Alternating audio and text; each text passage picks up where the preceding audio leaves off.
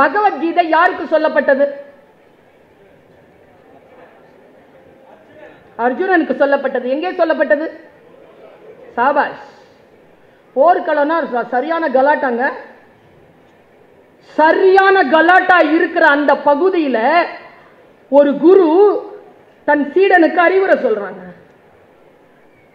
இந்த உலக புகழ் பெற்ற ஓவியம் ஒண்ணு இருக்கு, பிரமாதமான ஒரு ஓவியம். அதுக்கு மிகப்பெரிய பரிசு கிடைச்சது. உலகத்திலே ஆக சிறந்த ஓவியம் அதான். என்ன தெரியுமா? வெளியில புயலின் சூழல், ஒரு மரத்திலே பொந்திலே ஒரு பறவை அமைதியாக உட்கார்ந்து.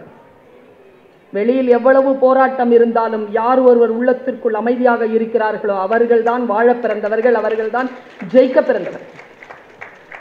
எவ்வளவு வேண்டுமானாலும் வெளியில் சூழல் இருக்கட்டும், நீ உன் நிலை தவறாமல் இருக்கிறாயா, அதற்கு பெயர் தான் கல்வி. இப்படி ப்ரொவோக் பண்ணிடுறாங்களே நம்மள, இப்படி கோபம் வந்துருது, இப்படி நம் நிலை தாழ்ந்து விடுகிறோமே. அப்படி என்றால் நாம் கற்கவில்லை என்று பொருள். ரொம்ப ஆச்சரியமா சொல்ற. பகவத்கீதை போர்க்களத்தில் அர்ஜுனனுக்கு சொல்லப்பட்டது. எப்போ? ஆயுதங்களை அவன் கீழே போடும்பொழுது ஆயுதங்களை தூக்குடா என்று சொல்லி விஸ்வரூபம் எடுத்த கிருஷ்ணன் அர்ஜுனனுக்கு பகவத்கீதை சொன்னான். நான் ஒன்னு சொல்லட்டுமா? அப்படிலாம் விஸ்வரூபம் எடுத்திருந்தா போர்க்களத்தில் இருக்கிற எல்லாருக்கும் கேட்டிருக்கோம். யாருக்கும் கேட்கல. ஏன் தெரியுமா? ஜெயகாந்தன் சொல்லுவது போல் விஸ்வரூபம் என்பது காட்டப்படுவதல்ல, நீங்கள் காண்பது.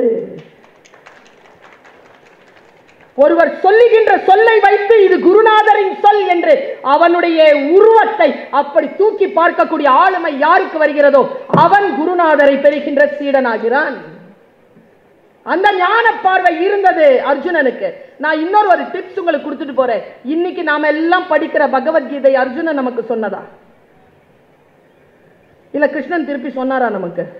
அப்ப நம்ம கையில இருக்கிற பகவத்கீதை யார் சொன்னது? யார் சொன்னது தெரியுமா? அந்த இடத்துல அர்ஜுனன் தவிர்த்து இன்னொருவனுக்கும் அது கேட்டுக்கொண்டிருந்தது. அவன் பெயர் சஞ்சயன். அவன் யார் தெரியுமா? தீர்க்க தரிசனங்களான கண்கள் பெற்று திருதராஷ்டிரனுக்கு அந்த போர்க்களத்தில் நடக்கின்ற அத்தனை விஷயங்களையும் சொல்லக்கூடிய அந்த பணியில் அமர்த்தப்பட்டவன் சஞ்சயன், ஞானி. அவன் சொன்னதுதான். அவர் சொல்ல சொல்ல அவன் சொன்னான்.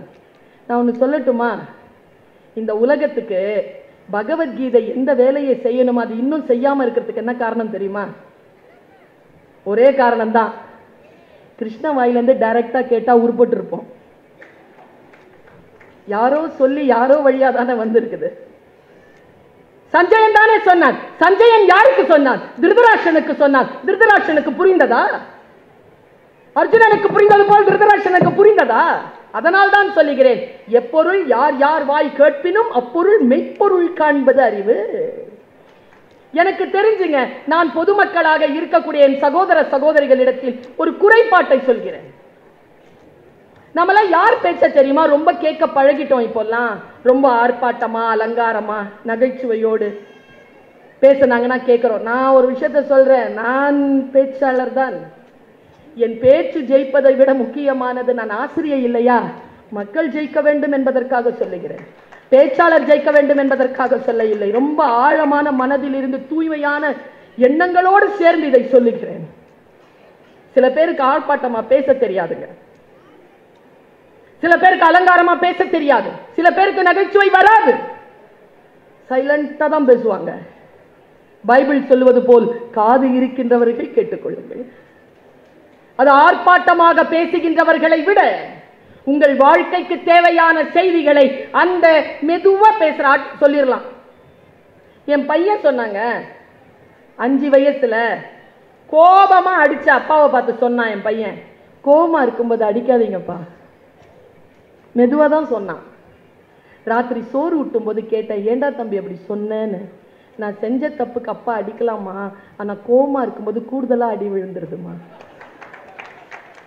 புரிஞ்சிருச்சா? ஒரு ஞானம் சாதாரணமாகத்தான் வந்து சேரும், ஆர்ப்பாட்டமாக எல்லாம் வந்து சேராது. நான் ஒரு சங்கதியை உங்களுக்கு சொல்றேன், மிக நுட்பமான சங்கதியை நான் சொல்றேன். அடுத்தவர்கள் சொல்கிறார்கள் என்பதற்காக அல்ல, நமக்கான ஆழமான புத்தியை வைத்துக் கொண்டு வடிகட்டி தான் அந்த கருத்துக்களை நாம் ஏற்றுக்கொண்டாக வேண்டும். எங்க வீட்டுல சொல்லுவாங்க, கேட்கும் போது ரொம்ப ஆர்ப்பாட்டமா தான் இருக்கும் சில வார்த்தைகள், ஆனா ரொம்ப ஆழமா யோசிச்சேன்னா ஒன்னுத்துக்கும் பிரயோஜனம் இல்லைன்றது தெரியும். ரொம்ப ஆழமா யோசிச்சு பாருங்க, சில சொற்களுக்கு பொருளே இருக்காது, சொல்லும் போது அவ்வளவு ஆர்ப்பாட்டமா இருக்கும். அது ஆமா இல்ல, ஆமா இல்ல, ஆமா இல்லன்னு இருக்கும். ஆனால் ரொம்ப ஆழமா யோசிச்சா இல்லன்னு மனசு ஆர்குமெண்ட்ல வந்து நிற்கும். நான் ஒரு விஷயம் சொல்றேங்க, இந்த ஆர்குமெண்ட்ங்கிற சொல் இருக்குல்ல, இன்றைய இளைஞர்கள் நிறைய செய்யறாங்கப்பா. வீட்டுல யாராவது அடாலசன்ட் சில்ட்ரனை வச்சிருக்கீங்களா? 14, 15, 16, 17, 18, 19, 20, 21, 22 வரைக்கும் போகுது. Argument argument argument.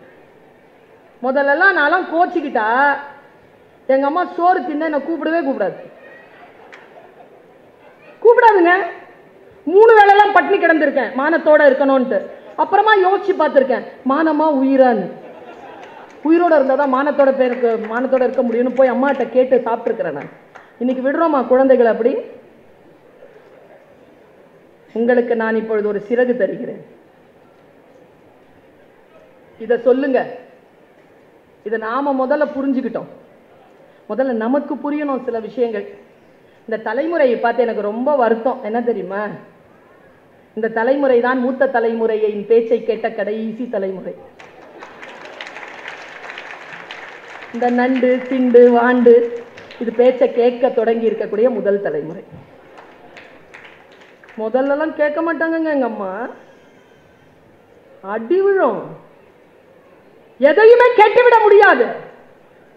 நான் யோசிச்சு பார்க்கிறேன். உங்களுக்கு ஒரு சிறகை நான் இப்பொழுது தருகிறேன். ரொம்ப யோசிச்சு பார்த்தா ஒரு சிங்கம் இருந்துச்சான். அது பஞ்சாயம் பண்ணிட்டு ஒரு இடத்துல உட்கார்ந்துருக்கு. நாம சிங்கமா புலியா கழுதையான்னு தெரிஞ்சுக்கோங்க. உங்களுக்கு நான் தரும் ஒரு சிறகு.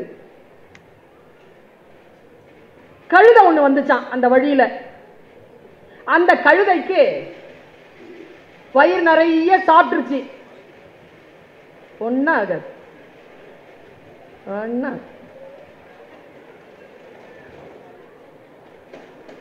அவ்வளவுதான்.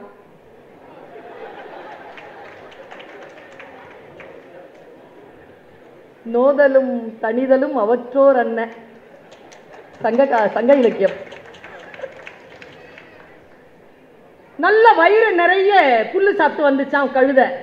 அது வரும்போது ஒரு புலி எதிர்பட்டு இருக்கு. கழுதைக்கு என்னன்னு தெரியல, புலியோட அன்னைக்கு பேசணும்னு ஒரு ஆசை. நிறைஞ்சிருச்சுன்னா, வயிறு நிறைஞ்சிருச்சுன்னா சில பேருடைய அலப்பறை தாங்க முடியாது. பார்த்துருக்கீங்களா? என்ன தனியா இருக்கிற புலி கிட்ட கழுதை, ஏன் என்ன நான் வயிறு நிறைய சாப்பிட்டேன், புலி சொல்லிச்சா நான் புல்லு சாப்பிட மாட்டேன்னு எனக்கு தெரியுமே, அதனால தான் நான் சாப்பிட்டேன். உடனே புலி சொல்லிச்சா நான் புல்லு சாப்பிட்றவங்களை சாப்பிடுவேன். உடனே கோவம் வந்துருச்சு கழுதைக்கு. இன்னைக்கு 1 2 பார்த்துடலாம் புலின்ட்டு. புலிக்கு ஏதாவது ஒன்று கெடுதல் பண்ணணும்னு நினைச்சுது கழுதை. உனக்கு தெரியுமா நான் சாப்பிட்ட புல்லுனுடைய கலர் என்ன? நான் புல்லு சாப்பிட மாட்டேன், ஆனா கலர் தெரியும், கிரீன். நான் சாப்பிட்டவன் நான் சொல்றேன் ப்ளூ. என்ன ப்ளூங்கிற? ப்ளூ தான். உனக்கு அறிவு இல்ல, பேர் தான் புலி. நீ சாப்பிட மாட்டல, சாப்பிட்ட நான் சொல்றல ப்ளூ.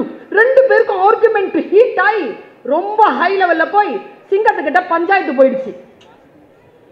எல்லாரும் சேர்ந்துட்டாங்க. அடிச்சும் சாப்பிட முடியாது, ஏன்னா ஆர்குமெண்ட் நடந்துட்டு இருக்கு. கோர்ட்ல கேஸ் இருக்கும்போது ஆர்குமெண்ட் பண்ண முடியாது தானே? எல்லாரும் பார்த்துட்டு இருக்கும் போதும் ஒன்றும் செய்ய முடியாது தானே? அப்படித்தான் குற்றங்கள் நடக்கின்றன. நேரா போய் 2 பேரை நிக்கிறாங்க. சிங்கம் கேட்டுச்சான், என்னடா விஷயம்? நேரா கழுத முன்னால வந்துச்சு. சார், நான் புல்லு சாப்பிட்றேன், உங்களுக்கு தெரியும் சார். இந்த புல்லு சாப்பிட்றது இல்லை சார். சாப்பிடாத புலி சொல்லுது சார் புல்லுனுடைய கலர் கிரீன்னு. சாப்பிட்ற நான் சொல்றேன் சார் ப்ளூ. எனக்கு தெரியும் சார் நீங்களும் சாப்பிட்றது இல்லைன்னு. இப்போ சொல்லுங்க சார், நான் கரெக்டா அவன் கரெக்டான்னு? சிங்கம் பார்த்துச்சான். இப்ப நம்ம சிங்கமா புலியா கழுதையான்னு தான் கேள்வியே. நான் இதை போட்டிருக்கிறது தூண்டில். நீங்க எங்க சிக்கிறீங்கன்னு பாருங்க. நான் சிக்கிக்கொண்டேன், ஆனால் நான் தெளிவானேன். நீங்களும் சிக்கிக்கொண்டு தெளிவாகுங்க. சிங்கம் சொல்லிச்சான், என்னப்பா நடந்துச்சு சார்? காலையில சாப்பிட்டு வந்த உடனே இந்த ஆளோட ஒரே ஆர்குமெண்ட் சார். யார் ஆர்குமெண்ட் பண்ணது? புலிதான் சார். இங்க வா. விஷயம் யாருது? விஷயம் எந்த சார்? இங்க வா. எவ்வளவு நாளா சாப்பிட்ற? பிறந்ததுல இருந்து சாப்பிட்றேன் சார். பார்த்து சாப்பிட்றியா? பார்த்து தான் சார் சாப்பிட்றேன். என்ன கலரு? ப்ளூ. உண்மையா சொல்றியா? ப்ளூ. உண்மையா சொல்றேன் சார், ப்ளூ. சரி போ, ப்ளூ தான் போ. சார் இந்த புலிக்கு ஏதாவது தண்டனை கொடுங்க சார். இரு, இங்க வா. நீ புலி சாப்பிடுவியா? அவன் சாப்பிட்றவன் சொல்றான்ல ப்ளூன்னு. சார் உங்களுக்கு தெரியாதா சார் அது கிரீன்னு? அவன மாதிரியே நீ. ஏய், இன்னிலிருந்து 5 மாசம் நீ பேசக்கூடாது. இதான் தண்டனை, போ. கழுத துள்ளி குச்சிட்டு எல்லாம் ஓடிடுச்சு. புலி சொல்லிச்சான், உன் தண்டனையை நான் ஏத்துக்கிறேன், ஆனா ஒரே ஒரு டவுட், ஏன் இந்த தண்டனை எனக்கு கொடுத்தன்னு மட்டும் சொல்ல. புலி கேட்டதற்கு சிங்கம் சொன்னது, உனக்கு தண்டனை கொடுத்தது எதற்கு தெரியுமா? நீ அறிவார்ந்த மிருகம். மனிதர்கள் கூட கணக்கு சிரமமான ஒரு சப்ஜெக்ட், அதை சூப்பரா பண்றவங்களுக்கு புலின்னு தான் பேரு. அவன் கணக்குல புலியும்பாங்க, வீரத்தில் அவன் சிங்கம் மாதிரின்னு சொல்ல மாட்டாங்க, அவன் புலி மாதிரியான வீரம் தான் சொல்லுவாங்க. நந்தி கலம்பகத்தில் கூட நந்திவர்மனுடைய வீரம் புலியிடம் சேர்ந்தது என்றுதான் எழுதுவார் ஆசிரியர். புலி வீரம், வீரத்திற்கு நீ பெயர் போனவன். உனக்கு ஏன் தண்டனை தெரியுமா? கழுதையோட ஆர்குமெண்ட் பண்ணல, அதுக்குதான். சொல்லிட்டு சிங்கம் சொல்லிச்சா, இதுதான் இன்னைக்கு நாம எல்லாரும் தெரிஞ்சுட்டு போக வேண்டிய விஷயம். நான் தருவது சிறகு, முடிந்தால் பறந்து கொள்ளுங்கள். கழுதைன்னு ஏன் தெரியுமா அதுக்கு பேர் வந்துச்சு? எந்த கழுதையும் எந்த அறிவுரையையும் ஏத்துக்காது. 2வது பாயிண்ட், தான் எது சரின்னு நினைக்கிறோமோ அதை தான் செய்யும். நீ திருத்த வந்தன்னு வச்சுக்கோ, உனக்கே தண்டனை வாங்கி கொடுத்துரும், நம்மள குற்றவாளி ஆக்கிட்டு போயிடும். அதுக்கு பேர் தான் கழுதை. அதனால் நாம் கழுதையா புலியா சிங்கமா என்று நாம் முடிவு செய்து கொள்ள வேண்டும் என்று நான் ஒரு புத்தகத்தில் படித்தேன். இதோ அந்த பக்கத்திற்கான அந்த பக்கத்தை இப்படி விடுகிறேன், நீங்கள் சிறகாக மாற்றிக்கொள்ளுங்கள். வாழ்க்கை நமக்கு சில விஷயங்களை கற்றுத் தருகிறது. நான் ஒரு விஷயம் சொல்லவா? என்னுடைய வாழ்க்கையில நான் பேச்சாளரா இருக்கிறேன்ல, என் பேச்சாளரா நான் பேசிட்டு இருக்கும் போது ஈரோட்ல நடந்த ஒரு குரூப்ல, ஒரு கூட்டத்துல ஒரு அம்மா வந்து தான் குழந்தைய வச்சுக்கிட்டு என்கிட்ட வந்து ஆசீர்வாதம் கொடுங்க ஆசீர்வாதம் கொடுங்கன்னு. என்னன்னு கேட்டேன். உங்களை மாதிரியே பேசணும்னுச்சு. அவங்களுக்கு நான் சொன்ன பதில் என்ன தெரியுமா? நான் தான் என்ன மாதிரி பேசுறேன் தானே, நான் தான் என்ன மாதிரி பேசிட்டு இருக்கேன்ல, உங்க பாப்பா எதுக்கு என்ன மாதிரி பேசணும்? அது மாதிரி பேசிட்டோம். இந்த உலகம் என்னை ஏற்றுக்கொண்டது போல் உங்கள் குழந்தை ஏற்றுக்கொள்ளாதா? அவரவர்கள் தனித்திறமை பெற்றவர்கள். தனித்திறமை பெற்றதுதான் நம்முடைய அனைத்து பெயர்களினுடைய ஆகப்பெரிய வரம். யாரை போலவோ நாம் மாற வேண்டிய அவசியம் கிடையாது. யாரை போலவும் நாம் மாற வேண்டும் என்றால் அதை விட மிகப்பெரிய அவமானம் ஒரு மனிதனுக்கு வேறு கிடையாது. ஏனென்றால் we are all unique. இறைவன் பூமியில் குப்பைகளை எறிவதே கிடையாது. நான் சமீபத்தில் ஒரு செய்தியை வாசித்து அகமகிழ்ந்து போனேன். இந்த நேரத்தில் சொல்லலாம் என்று நினைக்கிறேன். நான் ராமாயணத்தையும் மகாபாரதத்தையும் வாசிப்பவள். அதனுடைய அரசியல் எல்லை கடந்து அதற்குள்ளாக இருக்கக்கூடிய அந்த நஞ்சையும் அமிழ்தையும் கடைந்து குடிக்கின்ற அந்த மேருமலையை போல, அந்த வாசுகி பாம்பை போல கடைந்து கொண்டிருப்பவள் நான். ஒரு செய்தியை இன்னைக்கு நான் உங்களுக்கு கடத்திட்டு போறேன். எத்தனை பேருக்கு அது மனசுல படுதுன்னு தெரியல. நான் என்ன புரிந்து கொண்டேனோ அது அப்படியே கடத்தணும்ன்ற பேராசையில நின்றுகிட்டு இருக்கேன். நான் என்ன நினைத்தேனோ அதை அப்படியே நீங்கள் புரிந்து கொள்ள வேண்டும் என்கின்ற பிரார்த்தனையோடு இது சொல்றேன். ராமாயணத்துல மொத்தம் 4 பேருங்க, அண்ணன் தம்பிங்க. யாருக்காவது பேர் தெரியுமா?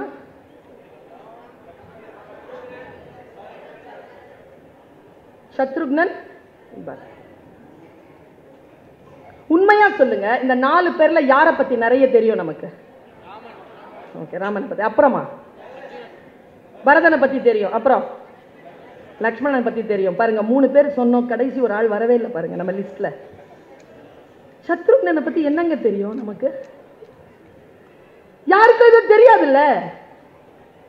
ஒரு விஷயம் சொல்லவா, சிறகு ஒற்றையா ஒரு பொருள் அல்ல, அது பல இறகுகளால் ஆனது. நான் சிறகு தரல, இறகுகளை தந்து கொண்டிருக்கிறேன்.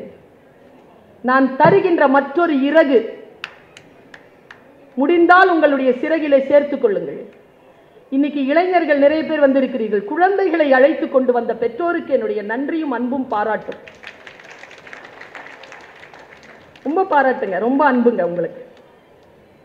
பாருங்க, சத்ரு அப்படின்னா என்ன அர்த்தம்னா பகைன்னு அர்த்தம். சத்ருக்னன் அப்படின்னா பகை அழித்தவன் அர்த்தம். பகை அழித்தல். நான் வால்மீகியை படிச்சு பார்க்கிறேன், நான் கம்பனை படித்து பார்க்கிறேன், நான் துளசிதாசரை படித்து பார்க்கிறேன். எங்கேயுமே சத்ருக்னன் போரிட்டதா வரலாறு இல்லை. அவன் போரிடவே இல்லை. குழந்தை பிறந்தவுடன் வசிட்டர் அவன் முகத்தை பார்த்து சத்ருக்னன்டா அப்படின்னு பேர் வச்சாங்க. பாருங்களேன், எங்க அப்பா எனக்கு பேர் வச்சார் பர்வீன் சுல்தானா. அப்பா ஏன் பேர் வச்சாருன்னா அப்புறமா கேட்டேன். எங்க அப்பாவுக்கு பர்வீன் சுல்தானாங்கிற பாடகியை ரொம்ப பிடிக்கும். அஸ்ஸாம்ல இருக்கிறாங்க அவங்க, இன்னும் இருக்காங்க, பத்ம விபூஷன், சிறந்த பாடகி, இந்தியாவினுடைய இசை அரசி பேகம் பர்வீன் சுல்தானா. எங்க அப்பா அதை நினைச்சு பேர் வச்சார். நான் பேச ஆரம்பிச்சிட்டேன். ஆனா இறப்பதற்கு 10 மாதம் முன்னால் அப்பா சொன்னார், பர்வீன் சுல்தானான்னு போட்டா பேகம் பர்வீன் சுல்தானா பேரும் வருது, உன் பேரும் வருதுடா யூடியூப்ல. பேர் வச்சார்ல, ஆனா அதனுடைய அர்த்தம் என்ன தெரியுமா? பர்வீன்னா 7 நட்சத்திரங்களின் கூட்டம், சுல்தானானா அரசி. என்னுடைய பேரை குயின் ஆஃப் 7 ஸ்டார், 7 நட்சத்திரங்களின் அரசி நான். இப்படி அப்பா பேர் வச்சார். எனக்கு தெரியாது, அவர் சொன்னார்ல நாம விரும்பியா பிறகுறோம்னு. நமக்கு தெளிவு வர்றதுக்கு முன்னாலேயே பேர் வச்சிடறாங்கல்ல, அப்படி வச்ச பேர். ஆனால் வசிட்டன் அப்படி பெயர் வைக்கவில்லை, தெரிந்து பெயர் வைத்தான். சத்ருக்னன், இவன் பகை அழிக்க பிறந்தவன். எனக்கு தேடல் அதிகம். என் குருநாதரிடம் நான் கேட்டேன், சத்ருக்னன் ஏன் பேர் வச்சிருக்கு? ஐயா சொன்ன பதில நான் அப்படியே சொல்றேன், குருநாதர் யாருன்னு சொல்ல மாட்டேன். அவர் சொன்னார், பகை நான் என்னம்மா அப்படின்னு கேட்டார். இப்ப பாருங்களேன், எனக்கு Kannappan sir, sorry sir, Kannappan sir ஆகாதுன்னு வச்சுக்கோங்களேன். எனக்கு அவர் பகை. ராஜ் சுந்தரம் சாருக்கு அவர் ஃப்ரெண்டு. பாருங்க, பெயக்கண்டும் நஞ்சு உண்டு அமைவர் நயத்தக்க நாகரிகம் வேண்டுபவர் என்ன அர்த்தம் சொல்லுங்க? நஞ்சு கொடுத்தா சாப்பிட்டுருணுமா? அப்பதான் நம்ம நாகரிகமா? இப்போ நான் வீட்டுக்கு வர, எனக்கு சக்கரை வியாதி கிடையாது சொல்றேன், நான் வந்த உடனே நீங்க லட்டு கொடுக்குறீங்க. ஐயோ பர்வீன் மேடம் அங்க நாங்க லட்டு சாப்பிடுங்கன்னு. லட்டு எனக்கு நஞ்சு. ஆனா உங்க வீட்டுக்கு நான் வந்துட்டேன், ஏயா எனக்கு சுகர், நான் சாப்பிட மாட்டேன் அப்படின்னு நான் சொல்லக்கூடாது. பெயக்கண்டும் நஞ்சு உண்டு அமைவர் நயத்தக்க நாகரிகம் வேண்டுபவர் என்று அந்த குரலுக்கு அப்படித்தான் நான் பொருள் புரிந்து கொள்கிறேன். பகை அழித்தல். பகை என்றால் எது? நமக்கு பகை இன்னொருவனுக்கு நண்பன் தானே. ஆபிரகாம் லிங்கன் தன்னுடைய குழந்தையின் ஆசிரியருக்கு எழுதிய கடிதத்தில், என் குழந்தைக்கு சொல்லிக் கொடுங்கள் ஆசிரியரே, ஒவ்வொரு பகைவனுக்கும் ஒரு நண்பன் இருக்கிறான் என்று சொல்லிக் கொடுங்கள் என்று எழுதுகிறானே. எல்லோருக்கும் பகை. இப்ப நம் எல்லோரையும் வாழ வைக்கக்கூடிய அதி அற்புதமான சக்தின்னு ஒண்ணு இருக்குங்க. இந்த இந்திய தேசம் ராமன் வடிவில் அந்த சக்தியை பார்க்கிறது. ராமனுக்கு என்னன்னா, எனக்கு தெரிஞ்சுங்க, ராமன் கிட்ட அது இருந்தது, ஜீசஸ் கிட்ட அது இருந்தது, கிருஷ்ணன் கிட்ட அது இருந்தது, முகமது நபி கிட்ட அது இருந்தது. என்ன தெரியுமா? ஒரு தேஜஸ். அவங்கள பார்த்தாலே நீங்க எதுவும் செய்ய மாட்டீங்களா, அப்படியே ஆன்மா வண்டிடுமா அவங்க முன்னால. அதுவும் ராமன் இருக்காரு இல்லையா, அவருடைய சௌந்தர்யம் இருக்குல்ல, அபாரமா இருக்குமாங்க. ஆழ்வார்களை நம்புகின்றவர்கள், வைணவத்தில் இருக்கக்கூடியவர்கள் சொல்லுவார்கள், ராமனை விட மேலானது ராம சௌந்தர்யம். அவன் அப்படி பார்த்துட்டாலே போதுமா. அந்த ஒரு சிரிப்பு போதுமா? அப்படியே மண்டிட்டுருவீங்களா முன்னால? இப்போ ராம சௌந்தரியம்னு ஒண்ணு இருக்கு. லக்ஷ்மணன் ஒருத்தன் பிறந்தான். அவன் வேலை என்ன தெரியுமா? ராமனுக்கு உதவியாளர் இருக்கிறது. அவ்வளவு. செத்தே போறது அவனுக்காக. முன்ன முடி, இவன் நகருக்கு வந்திடில் வா, இல்லை என்றால் முன்ன முடின்றா சுமத்திர. இப்போ சத்ருகனுக்கு என்ன வேலை? சத்ருகனுக்கு எது வேலை? பரதன் கூட இருக்கிறது தான் வேலை. பரதன் எங்க இருப்பானோ அங்க சத்ருகன் இருப்பான். பரதனுடன் தான் இருப்பதற்கு பெருந்தடையா எது இருக்கும்னு நினைக்கிறீங்க? அவனை விட்டுட்டு இவன் கூடயே இருந்துடலாமோ அப்படிங்கிற அளவுக்கு மிக வசீகரமான அந்த ராம சௌந்தர்யம் என்கின்ற பகையை அழித்தவன் சத்ருக்னன். நிமிந்து கூட பார்க்க மாட்டானாங்க ராமனை. நிமிந்து பார்த்தா எங்க அண்ணனுக்கு சேவை செய்ய முடியாம போயிருமோன்ட்டு அந்த ராம சௌந்தரியத்தை கண்ணில் நிரப்பிக் கொள்ளாமல் பரதனுக்காக வாழ்ந்து அழிந்தவன். அதனால் அவனுக்கு சத்ருக்னன்னு பேருன்னு சொன்னாருங்க குருநாதர். கொஞ்சம் நினைச்சு பாருங்க, நமக்கு எது எல்லாம் சத்ரு? பேரன்பா, பெரும் காதலா? அதெல்லாம் உங்கள் இலக்கை நோக்கி நீங்கள் நகர்வதற்கு தடையாக இருந்தால், அந்த தகையை அழித்தால், அந்த தடையை, அந்த பகை அழித்தால் நீங்களும் சத்ருக்னன் தான். பிள்ளைகளுக்கு சொல்லிக் கொடுங்கள். எல்லோருக்கும் சிறப்பானது நமக்கும் சிறப்பாக இருக்க வேண்டும் என்ற அவசியம் கிடையாது. நம் இலக்கை நோக்கி நாம் பயணிப்பதற்கு எது எல்லாம் தடையாக இருக்கிறதோ அதையெல்லாம் ஜெயித்துக் கொண்டு போகின்ற சத்ருக்னர்கள் தான் இன்றைக்கு தேவையே தவிர மற்ற யாரும் இல்லை என்று இளம் தலைமுறைக்கு நாம் சொல்லிக் கொடுப்பது நான் தந்திருக்கக்கூடிய மற்றொரு இறகு. யோசித்து பார்த்தால் நம்முடைய வாழ்க்கையில் நாம் பல விஷயங்களை கற்றுக்கொள்கிறோம். நான் இப்படி சொல்கிறேன் இந்த விஷயத்தை. பர்வீன் சுல்தானா பேசுகிறேன் என்றால் ஏதேனும் ஒரு விஷயத்தை நீங்க எடுத்துட்டு போனோம் தானே வீட்டுக்கு. நான் எப்பவுமே சொல்வேன், யார் தெரியுமா பேச்சாளர்? பாருங்க, ஒருத்தி தாங்க பேசுற. எத்தனை காதுகள். யார் நல்ல பேச்சாளர் தெரியுமா? பேசுறவங்க கிடையாது, பேசி முடித்ததற்கு பிறகும் உங்களிடத்தில் பேசிக்கொண்டே இருப்பவர்கள் தான் பேச்சாளர். பேசிக்கிட்டே இருக்கணும். அவங்க கருத்து உள்ளே, அவங்க குரல் ஒலித்துக் கொண்டே இருக்கணும். ஏதோ ஒரு வகையிலே அது தாக்கத்தை ஏற்படுத்திக் கொண்டே இருக்க வேண்டும். நான் இறை பிரார்த்தனையோடு இன்னும் ஒரு இறகை உங்களுக்கு தருகிறேன். என் புத்தகத்தில் இருந்து நான் எடுத்த ஒரு இறகு. நான் வாசிப்பேன். நான் எப்படி ராமாயண மகாபாரதத்தை வாசிக்கிறேனோ பைபிளை நான் வாசிப்பேன், குறளை நான் வாசிப்பேன். அதை நான் உடல் ஆய்வுக்கூறு செய்யக்கூடிய ஒரு டாக்டர் மாதிரி வாசிப்பேன். அவர்கள் சொல்கிறார்கள் என்பதற்காக நம்ப மாட்டேன். இன்னொரு விஷயம் என்ன தெரியுமா? அப்பன் தோண்டிய கிணறு என்பதற்காக உப்பு தண்ணீரை நான் குடிப்பதில்லை. எது இருந்தாலும் கேள்விக்கு உட்பட்டதுதான். அந்த கேள்விக்கு உட்பட்டுதான் நான் எல்லாவற்றையும் புரிந்து கொள்கிறேன். இது இந்த தேசம் எனக்கு தந்த அறிவு, இந்த மண் எனக்கு தந்த அறிவு, தந்தை பெரியார் எனக்கு தந்த அறிவு. நீ எதையுமே யாரும் சொன்னாங்கன்றதுனால நம்பாத. உன் புத்தியுடன் செலுத்து. மற்றவர்களுக்கு அது உபயோகமாக இருக்கிறதா? அப்பொழுது அதை சொல். உங்களுக்கு உபயோகமா இருக்கான்னு பாருங்க. கொஞ்சம் ரொம்ப ஃப்ரெஜைலான விஷயம் நான் இப்ப சொல்ல போறது. Very fragile. நீங்கள் புரிந்து கொள்ள வேண்டும் என்ற இறை பிரார்த்தனையோடு சொல்கிறேன். இன்றைய உங்களுடைய வரவு ஒருவேளை இந்த ஒரு கண்டென்ட்காக கூட இருக்கலாம். நல்லா தெரிஞ்சுக்கோங்க. எப்போ தெரியுமா புத்தகம் நமக்கு உதவி தருகிறது?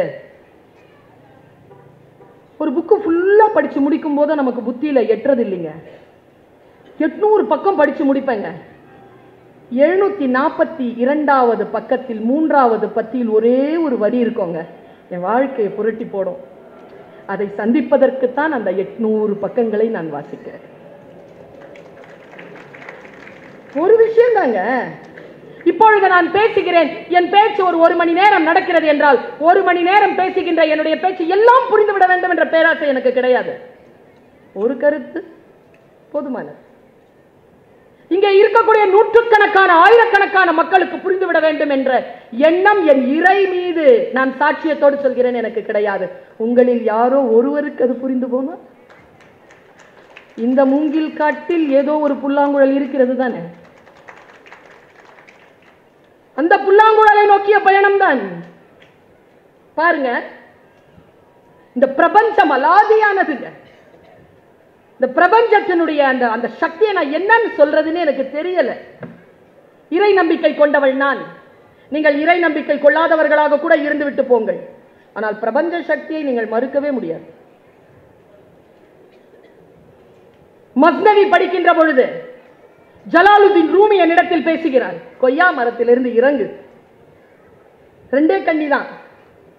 உலகத்தை ரசிக்க வேண்டுமா, உலகத்தை புரிந்து கொள்ள வேண்டுமா, கொய்யா மரத்திலிருந்து இறங்கு என்றானவன். கொய்யா மரம் உயரமானதுதான், ஆனால் அதன் மீது ஏறி நின்றால் ஒரு அளவுக்கு தான் இந்த உலகத்தை பார்க்க முடியும். அதில் இருந்து இறங்கி நாம் எந்த உயரத்திற்கு போக வேண்டுமோ அந்த உயரத்திற்கு போனால் தான் இந்த உலகத்தை முழுமையாக பார்க்க முடியும் என்று சொல்லுகிறார் ரூமி. நாம் எல்லோரும் கொய்யா மரத்தை பிடித்துக் கொண்டிருக்கிறோம். ஏற்கனவே கற்றெடுத்த அந்த கற்பிதங்களை இல்லாமல் ஆக்கி அடுத்த கட்டத்திற்கு நாம் உயர வேண்டும் என்றால் இதை காலியா வச்சிருங்க. நிரம்பி இருந்ததுன்னா வழிஞ்சிரும். கற்றல் பாத்திரம் காலியா இருக்கணும். Stay ready to learn, learn to unlearn. ஏற்கனவே கற்றதை மறப்பதற்காக மீண்டும் கற்றுக்கொள். இதெல்லாம் ஜென் தத்துவம். இப்ப சமீபத்தில் ஒரு ஒரு சின்ன நோட் ஒன்று படிச்சேங்க. என் மனசை ரொம்ப பாதிச்ச நோட் அது. அதுல இருந்து நான் ரொம்ப அலர்ட்டா இருக்கிறேன். நான் உங்களுக்கும் அந்த அலர்ட்னஸ், அந்த அவேர்னஸ் வந்து சேரணுங்கிறதுனால கடத்துறேன். ஏன்னா இப்போ நான் காலேஜ்ல அசோசியேட் ப்ரொஃபஸரா இருக்கிறேன், SIT காலேஜ்ல. அங்க பார்த்தீங்கன்னா applied psychology, applied mathematics, applied zoology எல்லாம் அப்ளைடு. இது அப்ளைடு லிட்ரேச்சர். நம் வாழ்க்கைக்கு நாம் எடுத்துக்கொள்ளலாம், இந்த கருத்தை வாழ்க்கைக்கு எடுத்துக்கொள்ளலாம். பாருங்க, அகத்தியன் ஒரு சினிமா டைரக்டர் ஒருத்தர் இருக்கிறார். தெரியும்ல அவர் யாருன்னா? அகத்தியன் சார் நம்ம எல்லாருக்கும் தெரியும், நல்ல திரைப்படங்களை தந்தவர். அகத்தியன் சார் எழுதின ஒரு நோட். நான் ஏன் இப்போ இதை சொல்றேன், அது அந்த நோட்டே இல்ல முக்கியம். அன்னைக்கு கூட மனுஷபுத்திரன் கவிதைகளில் ஒரு கவிதை இருந்தது. என்னை தேடி வர வேண்டும் என்றால் நீ எப்பொழுது வேண்டுமானாலும் வா, அப்பொழுது நான் உயிரோடு இருக்க போவதில்லை. நான் இருப்பதல்ல முக்கியம், நீ என்னை தேடி புறப்பட்டு வருவதுதான் முக்கியம் அப்படின்பார் அவர். அந்த மாதிரி பாருங்களேன், நான் சொல்றதே முக்கியம் இல்லை, அதற்குள்ளாக ஏதோ ஒன்று இருக்கிறது, அதை புரிந்து கொண்டால் போதுமானது. என் பேச்சு பயணம் வெற்றி. அகத்தியன் என்கின்ற ஒருவர் எழுதுறார். அப்ப நான் ஸ்ட்ரகிளிங் பீரியட், ரொம்ப சிரமத்தில் இருக்கிறேன், என்கிட்ட காசு இல்லை, கதைகளை எல்லாரும் கதை ஆட்கள் கிட்டையும் கொடுத்துட்டு, இயக்குநர்கள் கிட்ட கொடுத்துட்டு வாய்ப்புக்காக காத்திருக்கிற நேரம் எங்க அப்பா இறந்துட்டாருன்னு எனக்கு ஒரு செய்தி. போறதுக்கு காசு இல்லை, ஊருக்கு போறதுக்கு. நான் வாங்கிக்கிட்டு காசு கடன் வாங்கிக்கிட்டு நான் சாவுக்கு போயிட்டு வந்துட்டேன். 16வது நாள் அம்மா கிட்ட இருந்து காகிதம் வருது, நீ 16வது நாளுக்கு வரணும், நீ வந்தாதான் அங்க போனோம்னா 1500 ரூபாய் செலவாகும். இன்னிலிருந்து ஒரு 30 வருஷத்துக்கு முன்னால் வச்சுக்கோங்க, 1500 ரூபாய் பெரிய காசு, இன்னைக்கு இருக்கிற 15,000 மாதிரி. இல்லை என்கிட்ட, நான் அந்த கதை கொடுத்தேன்ல, அந்த கதவுகளை தட்டினேன். ஏன்னா என்னோட ஸ்ட்ரகிள் பண்ணிட்டு இருக்கிறவங்க நான் யாருக்கிட்டையும் 1500 இல்லை, நான் தெரிஞ்ச ஆட்கள் கிட்ட, நான் அன்னார்ந்து பார்க்கிறவர்கிட்ட இருக்கட்டும் அப்படின்னு கதவு தட்டினேன். யார் கதவும் திறக்கல, ஒருவர் மட்டும் கதவு திறந்தார். அவர் பெயர் மணிவண்ணன். நம்ம எல்லாருக்கும் தெரியும், இப்போ உயிரோட இல்லை. அவர் கொள்கையாளர், நல்ல திரைப்பட இயக்குனர், நல்ல நடிகர். அவர் அவருடைய கதவு தட்டின, அவரே திறந்தார். ஐயா வணக்கம், நான் அகத்தியன். தெரியும் தம்பி, வா. அப்பா இறந்துட்டாருங்க, ரொம்ப வருத்தங்க, தண்ணி கொடுத்தாராங்க, குடிப்பாங்க. சார் அப்பா காரியத்துக்கு போனோம், என்கிட்ட 1500 ரூபாய். நல்ல கவனிங்க, என்கிட்ட 1500 ரூபாய் இல்லை. உங்ககிட்ட நான் காசு கேட்டு வரலையா, நான் ஒரு கதை கொடுத்தேன்ல, அந்த கதையை நீங்களே வச்சுக்கோங்க, நான் வித்துட்டேன், அதுக்கு கூலி கொடுங்கய்யா ஒரு 1500 ரூபாய். இப்படி கேட்டிருக்காங்க அந்த மனுஷன். அவன் கலைஞன் இல்லையா, மணிவண்ணன் உண்மையான கலைஞன் இல்லையா? அவன் சொல்ல, டேய் 1500 ரூபாய் கதையாடா இது, விற்கிறேங்கிற, உனக்கு 1500 ரூபாய் தானடா வேணும், நான் தரேன் போ, இது உன் கதை தான், நீ முடிச்சுட்டு வா பார்க்கலாம். அவர் போகிறார், திரும்பி வருகிறார், 12 படங்களுக்கு மேல் செய்கிறார். அதுல 6-7 படம் மணிவண்ணனை வச்சு செய்யறார். முடிச்சாச்சு எல்லாம். 12-13 வருஷம் கழிச்சு 2 பேரும் சந்திக்கிறாங்க. சந்திச்சுட்டே இருக்கும்பொழுது அதுதாங்க என் உடம்பு அப்படியே புல்லரிக்க வச்சிருச்சுங்க. நான் பேசும்போது கூட பரவசப்படுகிறேன். அதை நான் எதை நம்புகிறேனோ அதை தான் தமிழ் தோழமைகளை நான் பேசுகிறேன். எனக்குள் மாற்றத்தை ஏற்படுத்துவதுதான் நான் என் வாயிலிருந்தே வருது. சாதாரண வார்த்தைலாம் நான் சொல்றது இல்லை. அவர் சொன்னாரா, சார் நீங்க எனக்கு ஒரு 1500 ரூபா கொடுத்தீங்கல்ல சார், அதை நான் உங்களுக்கு கொடுக்கவே இல்லையே சார், நான் எவ்வளவு பயணம் போயிட்டோம் சார், உங்களுக்கு இந்த 1500 ரூபாய் கடன் சார். நான் உடனே மணிவண்ணன் சொன்னதுதான் இன்றைக்கு இந்த புத்தக திருவிழாவுக்கு வந்திருக்கின்றவர்களுக்கு செய்தி. அவர் சொன்னாரா, அகத்தியா இது வரைக்கும் என்ன வச்சு எவ்வளவு படம் நான் பண்ணியிருக்கேன், 6-7 படம் இருக்கும், எவ்வளவு சம்பளம் கொடுத்துருக்கேன்னு நினைக்கிறேன், தெரியல சார், ப்ரொடக்ஷன்ல கேட்டதான் சார் தெரியும், 75 லட்சம் ரூபா கொடுத்துட்டேன்.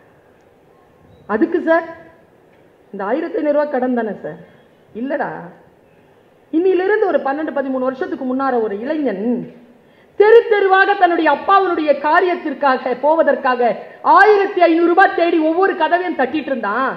அந்த பையனை கையில 75 லட்சம் ரூபாய் வச்சுக்கிட்டு ஒரு பிரபஞ்சம் பார்த்து கொண்டே இருந்தது.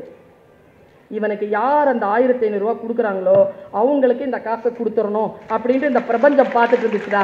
நான் கொடுத்தேன்டா, அந்த காசு எனக்கு வந்துருச்சு, இது கடன் இல்லடா. நாம் செய்யக்கூடிய பணிகள் ஏதோ ஒரு வகையிலே நம்மை வேறு விதமாக சேரும். எது தெரியுமாங்க? அழகான மனம், அடங்கிய மனம்தான், ஆர்ப்பாட்டம் இல்லாத மனம்தான் குருவாக இருந்து நம்மை வழிபடுத்துகிறது என்று நான் புத்தகத்தில் வாசிக்கிறேன். நான் ரொம்ப நுட்பமாக ஒரு கருத்தை உங்களுக்கு சொல்றேன். நாம் எல்லோரும் ஆசீர்வதிக்கப்பட்டவர்கள் தான், யாருமே சபிக்கப்பட்டவர்கள் இல்லை. நம் வாழ்க்கையில் சிக்கல்கள் பிரச்சனைகள் வரும். யாருக்கு இல்ல பிரச்சனை? ஒரு புத்தகத்தை வாசிக்கின்ற பொழுது அந்த புத்தகம் எனக்கு சில வெளிச்சங்களை தருகின்ற பொழுது, உங்களுக்கு தெரியுமா இந்த உலகத்திலே ஆக சந்தோஷம் எதுங்க? எவ்வளவு வேணாலும் சொல்லிக்கோப்பா, ரொம்ப ஆழமான சந்தோஷம்ல ஒரு விஷயத்தை கத்துக்கிறதுங்க. அதை விட பேரானந்தம் மனித சமூகத்துக்கு வேறு இல்லவே இல்லைங்க. ஒரு விஷயத்தை கற்றுக்கொள்வது. ஏன்னா விலங்கு கற்றுக்கொண்டுதான் பிறக்கிறது, மனிதன் தான் பிறந்த பிறகு கற்றுக்கொள்கிறான். அவனுடைய ஜேர்னி முழுக்க அவன் லேர்னிங் நடந்துகிட்டே இருக்குங்க. எந்த வயதிலும் அந்த லேர்னிங் நடக்குங்க. கற்பதற்கு வயது ஒரு தடை கிடையாது, ஜெண்டர் ஒரு தடை கிடையாது, ஜாதி ஒரு தடை கிடையாது, மதம் ஒரு தடை கிடையாது, எதுவுமே தடை கிடையாது கற்பதற்கு. நான் ஒரு குறிப்பிட்ட ஒரு விஷயத்தை சொல்றேன். பைபிள்ல ஒரு ஒரு கருத்து என் மனசை ரொம்ப, நான் கிறிஸ்டியன் கிடையாது, ஆனால் இயேசு கிறிஸ்து எங்களுடைய மார்க்கத்தில் ஒரு தீர்க்கதரிசி, அவரை நாங்கள் ஏற்றுக்கொள்கிறோம். நான் பைபிளை வாசிக்கிறேன். பைபிளை வாசிக்கின்ற பொழுது ஒரு பாத்திரம் வருதுங்க, ஒரு கேரக்டர். நான் அந்த கேரக்டரை இப்ப சொல்றேன். அப்ளைடு சைக்காலஜி மாதிரி அப்ளைடு லிட்டரேச்சர் உங்களுக்கு புரியுதான்னு பாருங்க. எப்பொருள் யார் யார் வாய் கேட்பினும் தானே. நான் ரொம்ப பயந்து போய் இதை நான் சொல்றேன். முக்கியமா ஆண் குழந்தைகள், இளைஞர்கள், ஆண்களுக்கு சொல்றேன். பெண்களும் இன்னைக்கு அந்த அளவுக்கு வந்துட்டாங்க, நீங்களும் கவனமா கேட்டுக்கோங்க. இயற்கை, இறைவன் முடிவு செய்கிறார் ஒரு சமூகத்தை காப்பாற்ற வேண்டும் என்று. ஒரு தாய் தந்தையரை தேர்ந்தெடுக்கிறார். அந்த தந்தையின் மூலமாக அந்த தாயின் வயிற்றிலே ஒரு கரு விழுகிறது. கரு விழுந்தவுடன் இந்த கருவிலே வரக்கூடிய குழந்தை இந்த இனத்தை காப்பாற்றும் என்று இயற்கை முடிவு செய்கிறது. இதுவரைக்கும் தான் நமக்கு எளிமையா இருக்குங்க. இதை கடந்து ஒரு வார்த்தையை சொல்றேன். அந்த தாய்க்கு கனவு ஒன்று வருது. அதுல 2 ஆர்டர் ஃப்ரம் காட், 2 ஆர்டர் வருது. என்ன ஆர்டர் தெரியுமா? நீ இந்த குழந்தை பெற்று வெளியில் ஏற்றுகின்ற வரைக்கும் திராட்சை ரசம் குடிக்க கூடாது, திராட்சை ரசம் குடிக்க கூடாது. அப்புறமா அந்த குழந்தை பிறந்து இறக்குற வரைக்கும் அவன் தலைமுடிய வெட்டக்கூடாது. குழந்தை பிறக்குதுங்க. சீக்கிரத்திலேயே ஒரு 17-18 வயதிலேயே குழந்தை எப்படி வளருதுன்னா ஆஜானு பாகுவா வளர்ந்துருதுங்க. அது சும்மா ஒரு அடி அடிச்சாலே 10 பேர் சாயிற அளவுக்கு அதுக்கு பராக்கிரமம். அவனை பார்த்து பயப்படுறாங்க எல்லாரும். அந்த இனம் காப்பாற்றப்படுது, பல்கி பெருகுது. அவனும் வளர்கிறான், 7 அடிக்கு வளர்றான், பெரிய வீரனாக வருகிறான். பாருங்க, இறைவன் நமக்கு, அவன் பெயர் சிம்சோன். சிம்சோனை போல நமக்கு எல்லாவற்றிற்கும் ஏதோ ஒரு ஆசீர்வாதத்தோடு தான் நாமும் பிறந்திருக்கிறோம், ஏதோ ஒரு வகையில். ஆனா எங்க தெரியுமா பிழை நடக்குது? இறைவனுடைய அல்லது இயற்கை தந்திருக்கக்கூடிய அந்த அருளை நாம் புரிந்து கொள்வதில் நமக்கு சிக்கல் ஏற்படுகிறது. நான் இன்றைக்கு இந்த தாய் ஒரு வார்த்தை சொல்கிறேன், இந்த பேச்சாளர் ஒரு வார்த்தை சொல்கிறேன், இந்த பெண் ஒரு வார்த்தை சொல்கிறேன், எழுதி வைத்துக் கொள்ளுங்கள். தோல்வியால் பாதிக்கப்படுகின்றவர்களை விட வெற்றியால் பாதிக்கப்படுகின்றவர்கள் தான் நம் தேசத்தில் அதிகம். வெற்றியை ஹேண்டில் பண்ண தெரிகிறது இல்லைங்க. யாரிடத்திலும் இல்லாத இளமை உன்னிடத்தில் இருக்கிறது, அதை ஹேண்டில் பண்ண தெரியுதா? யாரிடத்திலும் இல்லாத கணவன் மனைவி என்கின்ற அருள் உன்னிடத்தில் இருக்கிறது, ஹேண்டில் பண்ண தெரியுதா? எத்தனையோ பேருக்கு குழந்தைகள் இல்லை, உனக்கு இருக்கிறது. எத்தனையோ பேருக்கு வேலை இல்லை, உனக்கு இருக்கிறது. எத்தனையோ பேர் உன் மதத்தில் பிறக்கவில்லை, நீ பிறந்திருக்கிறாய். நமக்கு அந்த அருள் இருக்கிறது என்றால் அதை நாம் புரிந்து கொள்ள வேண்டும். பாருங்க, சிம்சோன் செஞ்ச பிழையை சொல்றேன். இயற்கை அவனுக்கு எவ்வளவு ஆற்றலை தந்தாலும் அவன் செய்த பிழை என்ன தெரியுமா? மதுரசம் அருந்த கூடாது என்று சொன்ன அந்த வார்த்தைக்கு அர்த்தம் அவன் மனசு அவ்வளவு பலவீனமான. நிறைய பேரால் அது தாங்க முடியாது. அவன் ஒரு பெண்ணின் மீது காதல் உறுகிறான். அந்த காதல் அவனுக்கு கிடைக்கவில்லை. Red line. உங்க எல்லாருக்கும் சொல்றேன், நம் வாழ்க்கையில் நாம் சில பிழைகள் செய்வதற்கு, கெட்ட பழக்கங்கள் வருவதற்கு, கெட்ட சகவாசம் வருவதற்கு நம் சோகங்கள் தான் காரணமாக இருந்திருக்கின்றன. நீங்கள் வெற்றியாளர்களை கேட்டு பாருங்கள், அதே சோகம்தான் அவர்களை வெற்றியாளர்களாக மாற்றி இருக்கிறது. ஒரு தாயா நின்னு சொல்ற, இந்த புத்தியில, இந்த மைண்ட் இருக்குல்ல, இந்த தலையில டோபமின் அப்படிங்கிற ஒரு ஹார்மோன் சுரக்குது. அந்த ஹார்மோன் வந்து செக்ஷுவல் அர்ஜ தூண்டும். அந்த டோபமின்ங்கிற ஹார்மோனால செக்ஷுவல் ஆக்டிவிட்டிஸ்க்கு போறவங்க தான் நம்மில் பல பேர், இல்லைன்னா போதைக்கு போறவங்க. சில பேர் அந்த அந்த அந்த ஹார்மோனுடைய அந்த பரவசத்தை எதில் அடைகிறாங்க தெரியுமா? சில பேர் ஓவியராவதில் ஜெயித்து விடுகிறார்கள், சில பேர் சிற்பியாகி ஜெயித்து விடுகிறார்கள், சில பேர் கவிஞர்களாகுவதில் ஜெயித்து விடுகிறார்கள். அந்த ஆற்றலை நீங்கள் எதில் பயன்படுத்துகிறீர்கள் என்பதில் இருக்கிறது வெற்றி. பெரும் ஜனத்தொகையை பெருக்க வேண்டும் என்றால் ஓகே, அதற்கும் அது பயன்படும். அந்த ஆற்றலை எங்கே பயன்படுத்துவது? பாருங்க, சிம்சோனுக்கு மனசுல கோபம், மனசுல வேதனை. இந்த பெரிய ஒரு ஆளை இந்த பொண்ணு ரிஜெக்ட் பண்ணிருச்சேன்னு சோகத்துல இருக்கிறானா, அவனுக்கு தெளிலால்னு ஒரு தோழமை கிடைக்குது. இன்னைக்கு இருக்கிற யூத்துக்கு கிடைச்ச மாதிரி தான். No commitment. ஜஸ்ட் வண்டி கொண்டு வந்து நின்னா போதும், பின்னால உட்காந்துக்கிட்டு ஊர் சுத்தி நல்லா சாப்பிட்டுட்டு மறுபடியும் வந்து நீங்க விட்டுட்டா போதும். நிறைய பேர் இருக்கிறாங்க, இல்ல கை தட்டி காட்டி கொடுக்குறீர்கள். அப்படி கிடைக்கிறா ஒருத்தி, சேர்ந்து சுத்துறா, சாப்பிடுறா, பயங்கர என்டர்டெயின்மெண்ட். அவளை விலை பேசி விடுகிறார்கள். ஏய், இந்த சிம்சோனை கொல்லணும். ஐயோ, நான் உனக்கு 100 காசு தரேன். அவன் உடம்புல எங்கேயோ இருக்கு பலம், எங்கன்னு தெரிஞ்சு கொடு. நான் படிச்சுக்கிட்டே இருக்கும் போது பயந்து போனேங்க நான். ஐயோ, சொல்லிடுவானோ சொல்லிடுவானோ. சிரிக்கிறான். நல்லா தெரிஞ்சுக்கோங்க, ஆற்றல் கொண்டவர்கள், அருள் கொண்டவர்கள், பதவியில் இருக்கக்கூடியவர்கள், அதிகாரம் கொண்டவர்கள், தயவு செய்து அந்த அதிகாரம் உங்கள் கையில் நிலைக்க வேண்டுமே என்று பயப்படுங்கள்.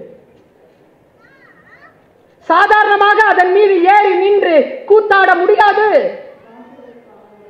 சிம்சோன் சிரித்துக் கொண்டே சொன்னான், என்னை அக்கினி கம்பிகளால் கட்டினால் நான் செத்து போவேன். அன்னைக்கு ராத்திரியே அக்கினி கம்பியில கட்டுறாங்க, அறுத்துட்டு வந்துட்டான். அவ சொல்றா, அக்கினி கம்பில கட்டினா செத்துருவேன்னு சொன்ன. ஏய், சாதாரண கயிறுல கட்டினாலே செத்துருவேன். அன்று இரவு அவனை சாதாரண கயிறால் கட்டுகிறார். அதையும் அறுத்து கொண்டு சிரிச்சுக்கிட்டே தெளிலால் முன்னால வர்றான். தெளிலால் என்ன செஞ்சா தெரியுமா? உங்களுக்கு எப்படிப்பட்ட உறவுகள், நட்புகள் இருக்குன்னு எனக்கு தெரியாது. நான் சொன்னேன் இல்லையா, தனித்திருங்கள். உங்கள் திறமைகள், உங்கள் ஆசீர்வாதங்கள், உங்கள் தாளந்துகள் உங்களுக்கு என்று வழங்கப்பட்டவை, அவை இந்த சமூகத்திற்கு பயன்பட வேண்டும் என்றால் தனித்திருங்கள். வள்ளலார் சும்மா சொல்லிட்டு போனீங்க, தனித்திரு, பசித்திரு, விழித்திரு. சாதாரண சொல்லில்ல அது. தெளிலால் முன் சிரிக்கிறான். தெளிலால் விழுந்து அழுகிறாள். நீலாம் எனக்கு ஃப்ரெண்டா? சொல்ல மாட்டியா? உன் உயிர் எங்க இருக்குன்னு சொல்ல மாட்டியா? உன் ஆற்றல் எங்க இருக்குன்னு சொல்ல மாட்டியா? என்ன அவமானப்படுத்துற? நான் உனக்கு பெஸ்டியா இல்லையா? இப்படிலாம் பேசுறாங்க. பொறண்டு அழுறா பாருங்களேன். அவ அழுகையை பார்த்து பொறுக்க விடாம அவளை அப்படியே மடியில எடுத்து சாச்சிக்கிறான். நீ சொல்ல, உன் உடம்புல எங்க இருக்குன்னு சொல்ல. அவன் கலங்கி போறாங்க. அவன், ஏன் இப்படி கேட்கிற நீ? நான் சாவறதுனா உனக்கு பிடிக்குமா? அவ்வளோ இல்லை இல்லை, நீ என்னோட எவ்வளோ க்ளோஸாக இருக்கிறங்கிறதுக்கு இதுக்கு வேலை எப்படி சாட்சி? நீ சொல்லு. சொல்லிக்கிட்டே இருக்கும் பொழுது அவள் எழுந்து அவனை மடியில் போட்டுக்கொள்கிறாள். மடியில் போட்டுக்கிட்டு தலையை கோதுறான். தலையை கோதிக்கொண்டே கேட்கிறாள், எங்க இருக்குன்னு சொல்ல, உன் ஆற்றல் எங்க இருக்குன்னு சொல்ல, எனக்கு சொல்ல. நீ இதோ கோதிக்கொண்டிருக்கிறாயே, அந்த தலைமுடியில் தான் இருக்கிறது சொன்னானா. அவ அதை கோதிக்கிட்டே 7ஆ அதை பிரிக்கிறான். முடி 7ஆ பிரிச்சு கொண்ட போடுறான். அந்த சொகத்துல தூங்கிட்டான் சிம்சோன். காலையில் எழுந்து பார்க்கின்ற பொழுது அவன் முழு தலையும் மழிக்கப்பட்டிருக்கிறது. எழுகிறான், தன் உடம்பிலே ஆற்றல் போனதை அறிகிறான். தெளிலால் உடன் இல்லை. பகைவர்கள் வந்து பிடித்துக் கொள்கிறார்கள். அவனை கயிறுகளால் கட்டுகிறார்கள். கைகளால் அவன் கண்களை தோண்டி எடுக்கிறார்கள். சிறையில் அடைக்கப்படுகிறான். அழுகிறான் அழுகிறான் அழுகிறான். மீண்டும் முடி முளைக்கிறது. நல்லா தெரிஞ்சுக்கோங்க, உங்களுக்கு ஒரு விஷயம் சொல்லிட்டு போறேன், மனம் வலிச்சுதான் சொல்லிட்டு போறேன். கடவுள் கொடுக்கிற ஆசீர்வாதம், இயற்கை கொடுக்கிற ஆசீர்வாதம் இருக்குல்ல, அதை பிடிச்சுக்கோங்க. போனா வராது, வந்தாலும் முன்னால மாதிரி இருக்காது.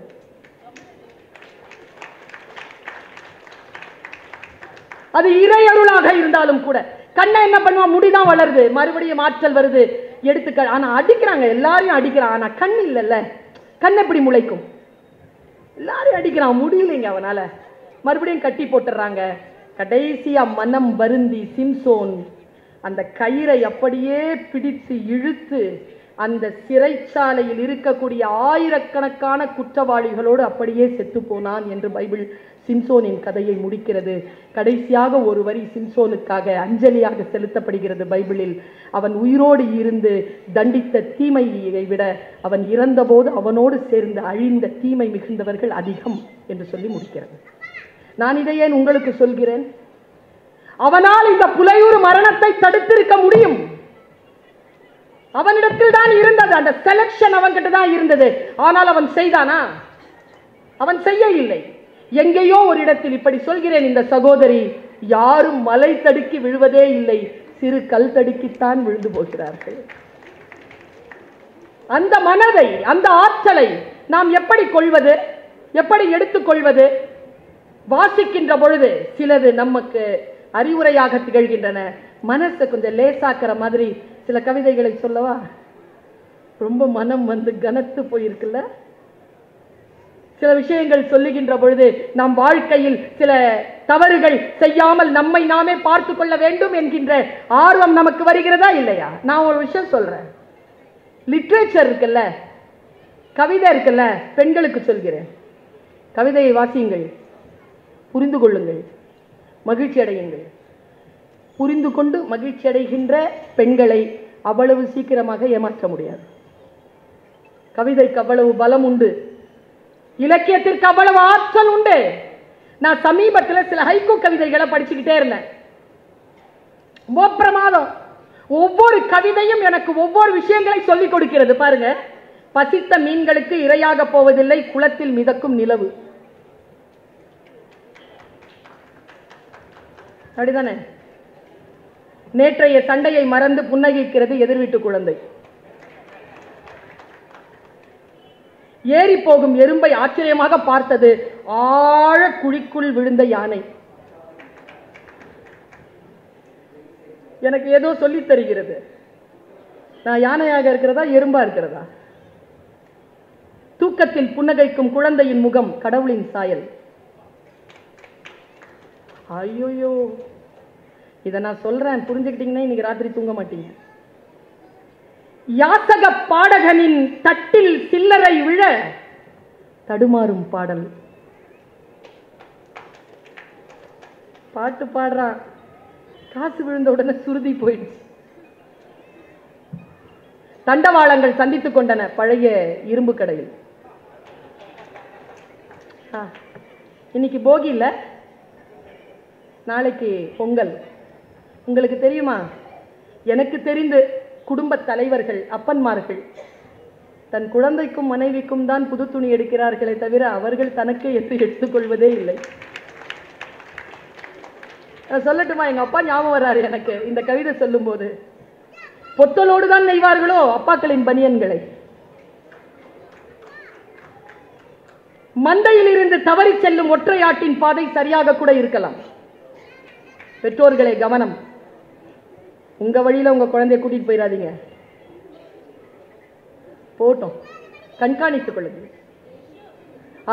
முதல் பரிசு பெற்ற, இரண்டாவது பரிசு பெற்ற கவிதை இது. 50,000 பரிசு. மாடு தொலைந்த இரவு, தேடி அலையும் திசையெல்லாம் கேட்கும் மணியோசை. அந்த மனநிலைக்கு வாங்க, கவிதை மனநிலைக்கு வாங்க. இங்க சொல்லக்கூடாது, ஆனா ரெக்கார்ட் ஆகுதுல சொல்லலாம். மணல் திருடனுக்கும் அஸ்தி கரைக்க தேவைப்படுகிறது நதி.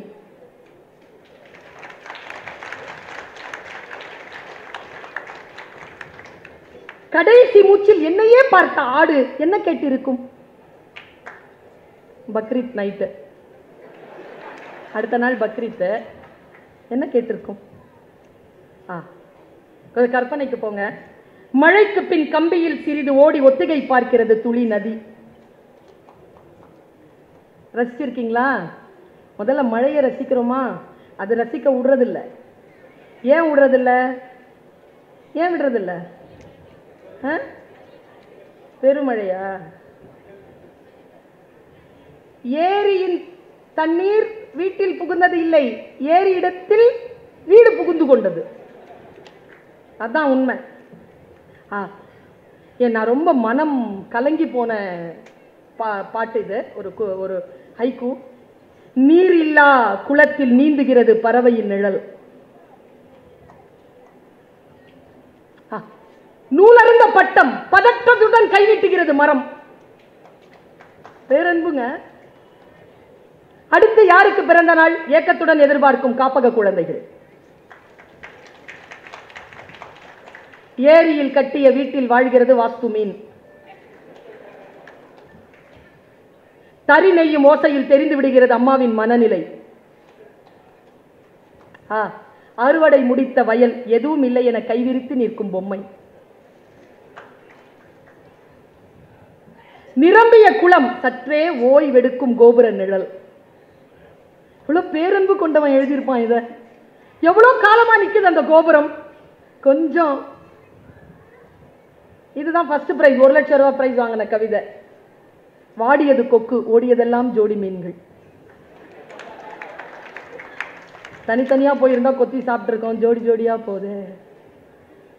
நான் ஃபர்ஸ்ட் பிரைஸ் கொடுத்திருப்பேன்னா இந்த அத்தனை கவிதைகளே எடுத்து ஃபர்ஸ்ட் பிரைஸ் இதுக்கு தாண்டா அப்படின்ட்டு பர்வீன் சுல்தானா அறிவித்த கவிதை. பரிசு என்கிட்ட இல்ல, நான் ஜூரி இல்ல அதுக்கு. நான் அறிவிச்சிருந்தேனா இதான். பனி படர்ந்த கண்ணாடி, கண் வரைந்தேன் வழிந்தது கண்ணீர். என்ன ஒரு படிமம்ல. பனி படர்ந்த கண்ணாடி, கண் வரைந்தேன் வழிந்தது கண்ணீர். சுள்ளி பொறுக்குகிறாள் சிறுமி, இறகை விட்டு செல்லும் மயில். தூண்டிலில் சிக்கிய மீனின் கண்களில் விடைபெறும் நதி. என்னைக்காவது யோசிச்சு பார்த்திருக்கோமா? சட்டிக்கு தான் அது வரப்போகுது. அதன் கண்கள்ல அப்படியே டாட்டா சொல்லிச்சான் நதி. ஒரு கவிஞனுக்கு மட்டும்தான் இப்படி எழுத முடியும். எந்த கிளி ஏமாற்றியதோ தாடியுடன் நிற்கிறது ஆலமரம். பலூன் விற்கும் சிறுமிக்கும் அதை வாங்கும் வயதுதான். என்னை போலவே நடித்து காட்டுகிறது என் நிழல். அந்த மயானத்திற்கு உயிர் தந்தது ஒரு பிணம். என்னங்க இது? எப்படிங்க எழுதுறாங்க? ஒவ்வொரு வரிசையிலேயே நம்மள கன்னத்துல அரைஞ்சு அப்படி காதுக்குள்ள போகுது. எனக்கு தெரிஞ்சு இந்த ஆண்டினுடைய ஆகப்பெரிய எழுச்சி கவிதை என்ன தெரியுமா? பெருங்கடலை அசைத்துக் கொண்டிருக்கிறது மீன் குஞ்சின் சின்ன துடுப்பு. இந்த உலகம் பெரிய கடல் தான், நான் மீன் குஞ்சு தான், என் துடுப்பு சின்னது தான், இருந்தாலும் நான் அசைத்துக் கொண்டு இருப்பது பெருங்கடலை. பெருங்கடலை அசைத்துக் கொண்டிருக்கிறது மீன் குஞ்சின் சின்ன துடுப்பு என்கிறது ஒரு பாட்டு. நான் யோசிக்கிறேன், வாயை கிழித்த பின்னும் தொடர்ந்து பேசியது கடிதம். லாரி நிறைய மரம், இரையுடன் கூட்டை தேடும் தாய்க்குருவி. இலையின் நடனம், அதே காற்று, இலையின் மரணம். ஓ இளைஞர்களை ஜாகிரதை. காற்றுக்கு சலிப்பதே இல்லை. ஒரே புத்தகத்தை 1000 முறை புரட்டுகிறது. நான் யோசிக்கிறேன், கருவுற்றிருக்கிறது பருத்திக்காய், பிறக்க போவது சேலையா வேட்டியா? உடைந்த மண்பானை, ஒவ்வொரு துண்டிலும் கொஞ்சம் நீர், குழாயடி சண்டை, நிரம்பி வழியும் வார்த்தைகள், காக்கை கூட்டில் காத்திருக்கும் இசை, குயில் முட்டை. நம்மை கவிதைகள் எங்கோ கொண்டு செல்கின்றன. நான் ஒரு விஷயம் சொல்லவா? நம்மை நான் படிக்கிறேன்ல, சில படிப்புகள் பாடம் நடத்த துணை புரிகின்றன, சில வாசிப்புகள் பேச்சை நிகழ்த்த துணை புரிகின்றன, சில வாசிப்புகள் நமக்குள்ளே நம்மையே தூர்த்தி கொள்வதற்கு, நமக்குள்ளே நம்மையே சீர் செய்துவதற்கு துணை புரிகின்றன. இந்த 3 புத்தகங்களும் உங்களுக்கு கிடைக்க வேண்டும் என்பது என்னுடைய பெரும் அவா. போங்க, தேடுங்க. தேடின புத்தகத்தெல்லாம் வாங்கிராதீங்க. ஏனென்றால் 10 நாள் இருக்கு, 15 நாள் இருக்குன்னா கையில் இருக்கக்கூடிய பணத்தை கணக்கிட்டு தேடி தேடி பார்த்து நல்ல புத்தகங்களை நோட் பண்ணிக்கிட்டு பிறகு வந்து அந்த புத்தகங்களை சரியாக வாங்கி கொண்டு போங்க. என்ன ரொம்ப ஆழமான ஒரு மன வருத்தத்துக்கான செய்தினா, புத்தகங்கள் அதிகமாக விற்பனையாகின்றன, வாசிக்கும் பழக்கம் குறைந்து கொண்டிருக்கிறது. வாங்குகின்ற புத்தகங்களை வாசித்து தீர்த்தல் என்பதுதான் எனக்கு தெரிஞ்சு. இந்த மேடைக்கு வரக்கூடிய எத்தனை பேர் அப்படி செய்யறாங்கன்னு தெரியாது. எனக்கு ஒரு 3 புத்தகம் தேவைப்பட்டது. அந்த 3 புத்தகத்தையும் நான் கேட்டேன். எனக்கு அவர்கள் வாங்கி வைத்திருக்கிறார்கள். அங்க போய் எடுக்கணும்னு நினைச்சு என்ன புக்குமான்னு கேட்டாங்க. 3 புக்கு சொன்னேன். கவிக்கோ எழுதிய உன் கண்ணில் தூங்கிக் கொள்கிறேன், மிர்தாவின் புத்தகம், கிருபானந்த வாரியார் எழுதிய மகாபாரதம். இது 3ம் வேண்டும், படிக்க வேண்டும் என்று மனதில் இருந்தது. 3ஐயும் கேட்டேன், கிடைத்திருக்கிறது. 3-4 நாட்களுக்குள் படித்து விடுவேன். படிப்பது என்பது எனக்கு போதையான ஒன்று. ஆனால் அந்த போதைதான் எனக்கு இந்த பதவியை, இந்த பயணத்தை, இந்த செல்வாக்கை, இந்த புகழை எல்லாம் அள்ளித்தருகிறது. அந்த சிறகை கொண்டுதான் உங்களை எல்லாம் சந்திக்க வந்தேன். நீங்களும் சிறகு பெறுங்கள்.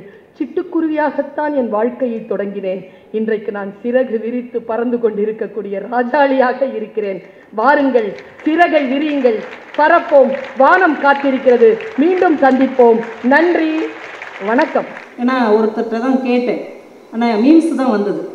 அதில் ஒருத்தர் சொல்கிறாரு, நீங்கள் எஃபி யூஸ் பண்ணுறீங்களா அப்படின்னு, நீங்கள் ஃபேஸ்புக் யூஸ் பண்ணுறீங்களா? அவர் சொல்கிறார், நான் எங்கம்மா ஃபேஸ்புக் யூஸ் பண்ணுறேன், அதுதான் என்னை யூஸ் பண்ணிக்கிட்டு இருக்கு அப்படின்ற. அந்தளவுக்கு இன்றைக்கி நம்ம நேரத்தை எல்லாம் இந்த வலைத்தளங்கள் அப்படியே சாப்பிட்டுட்டு இருக்குது.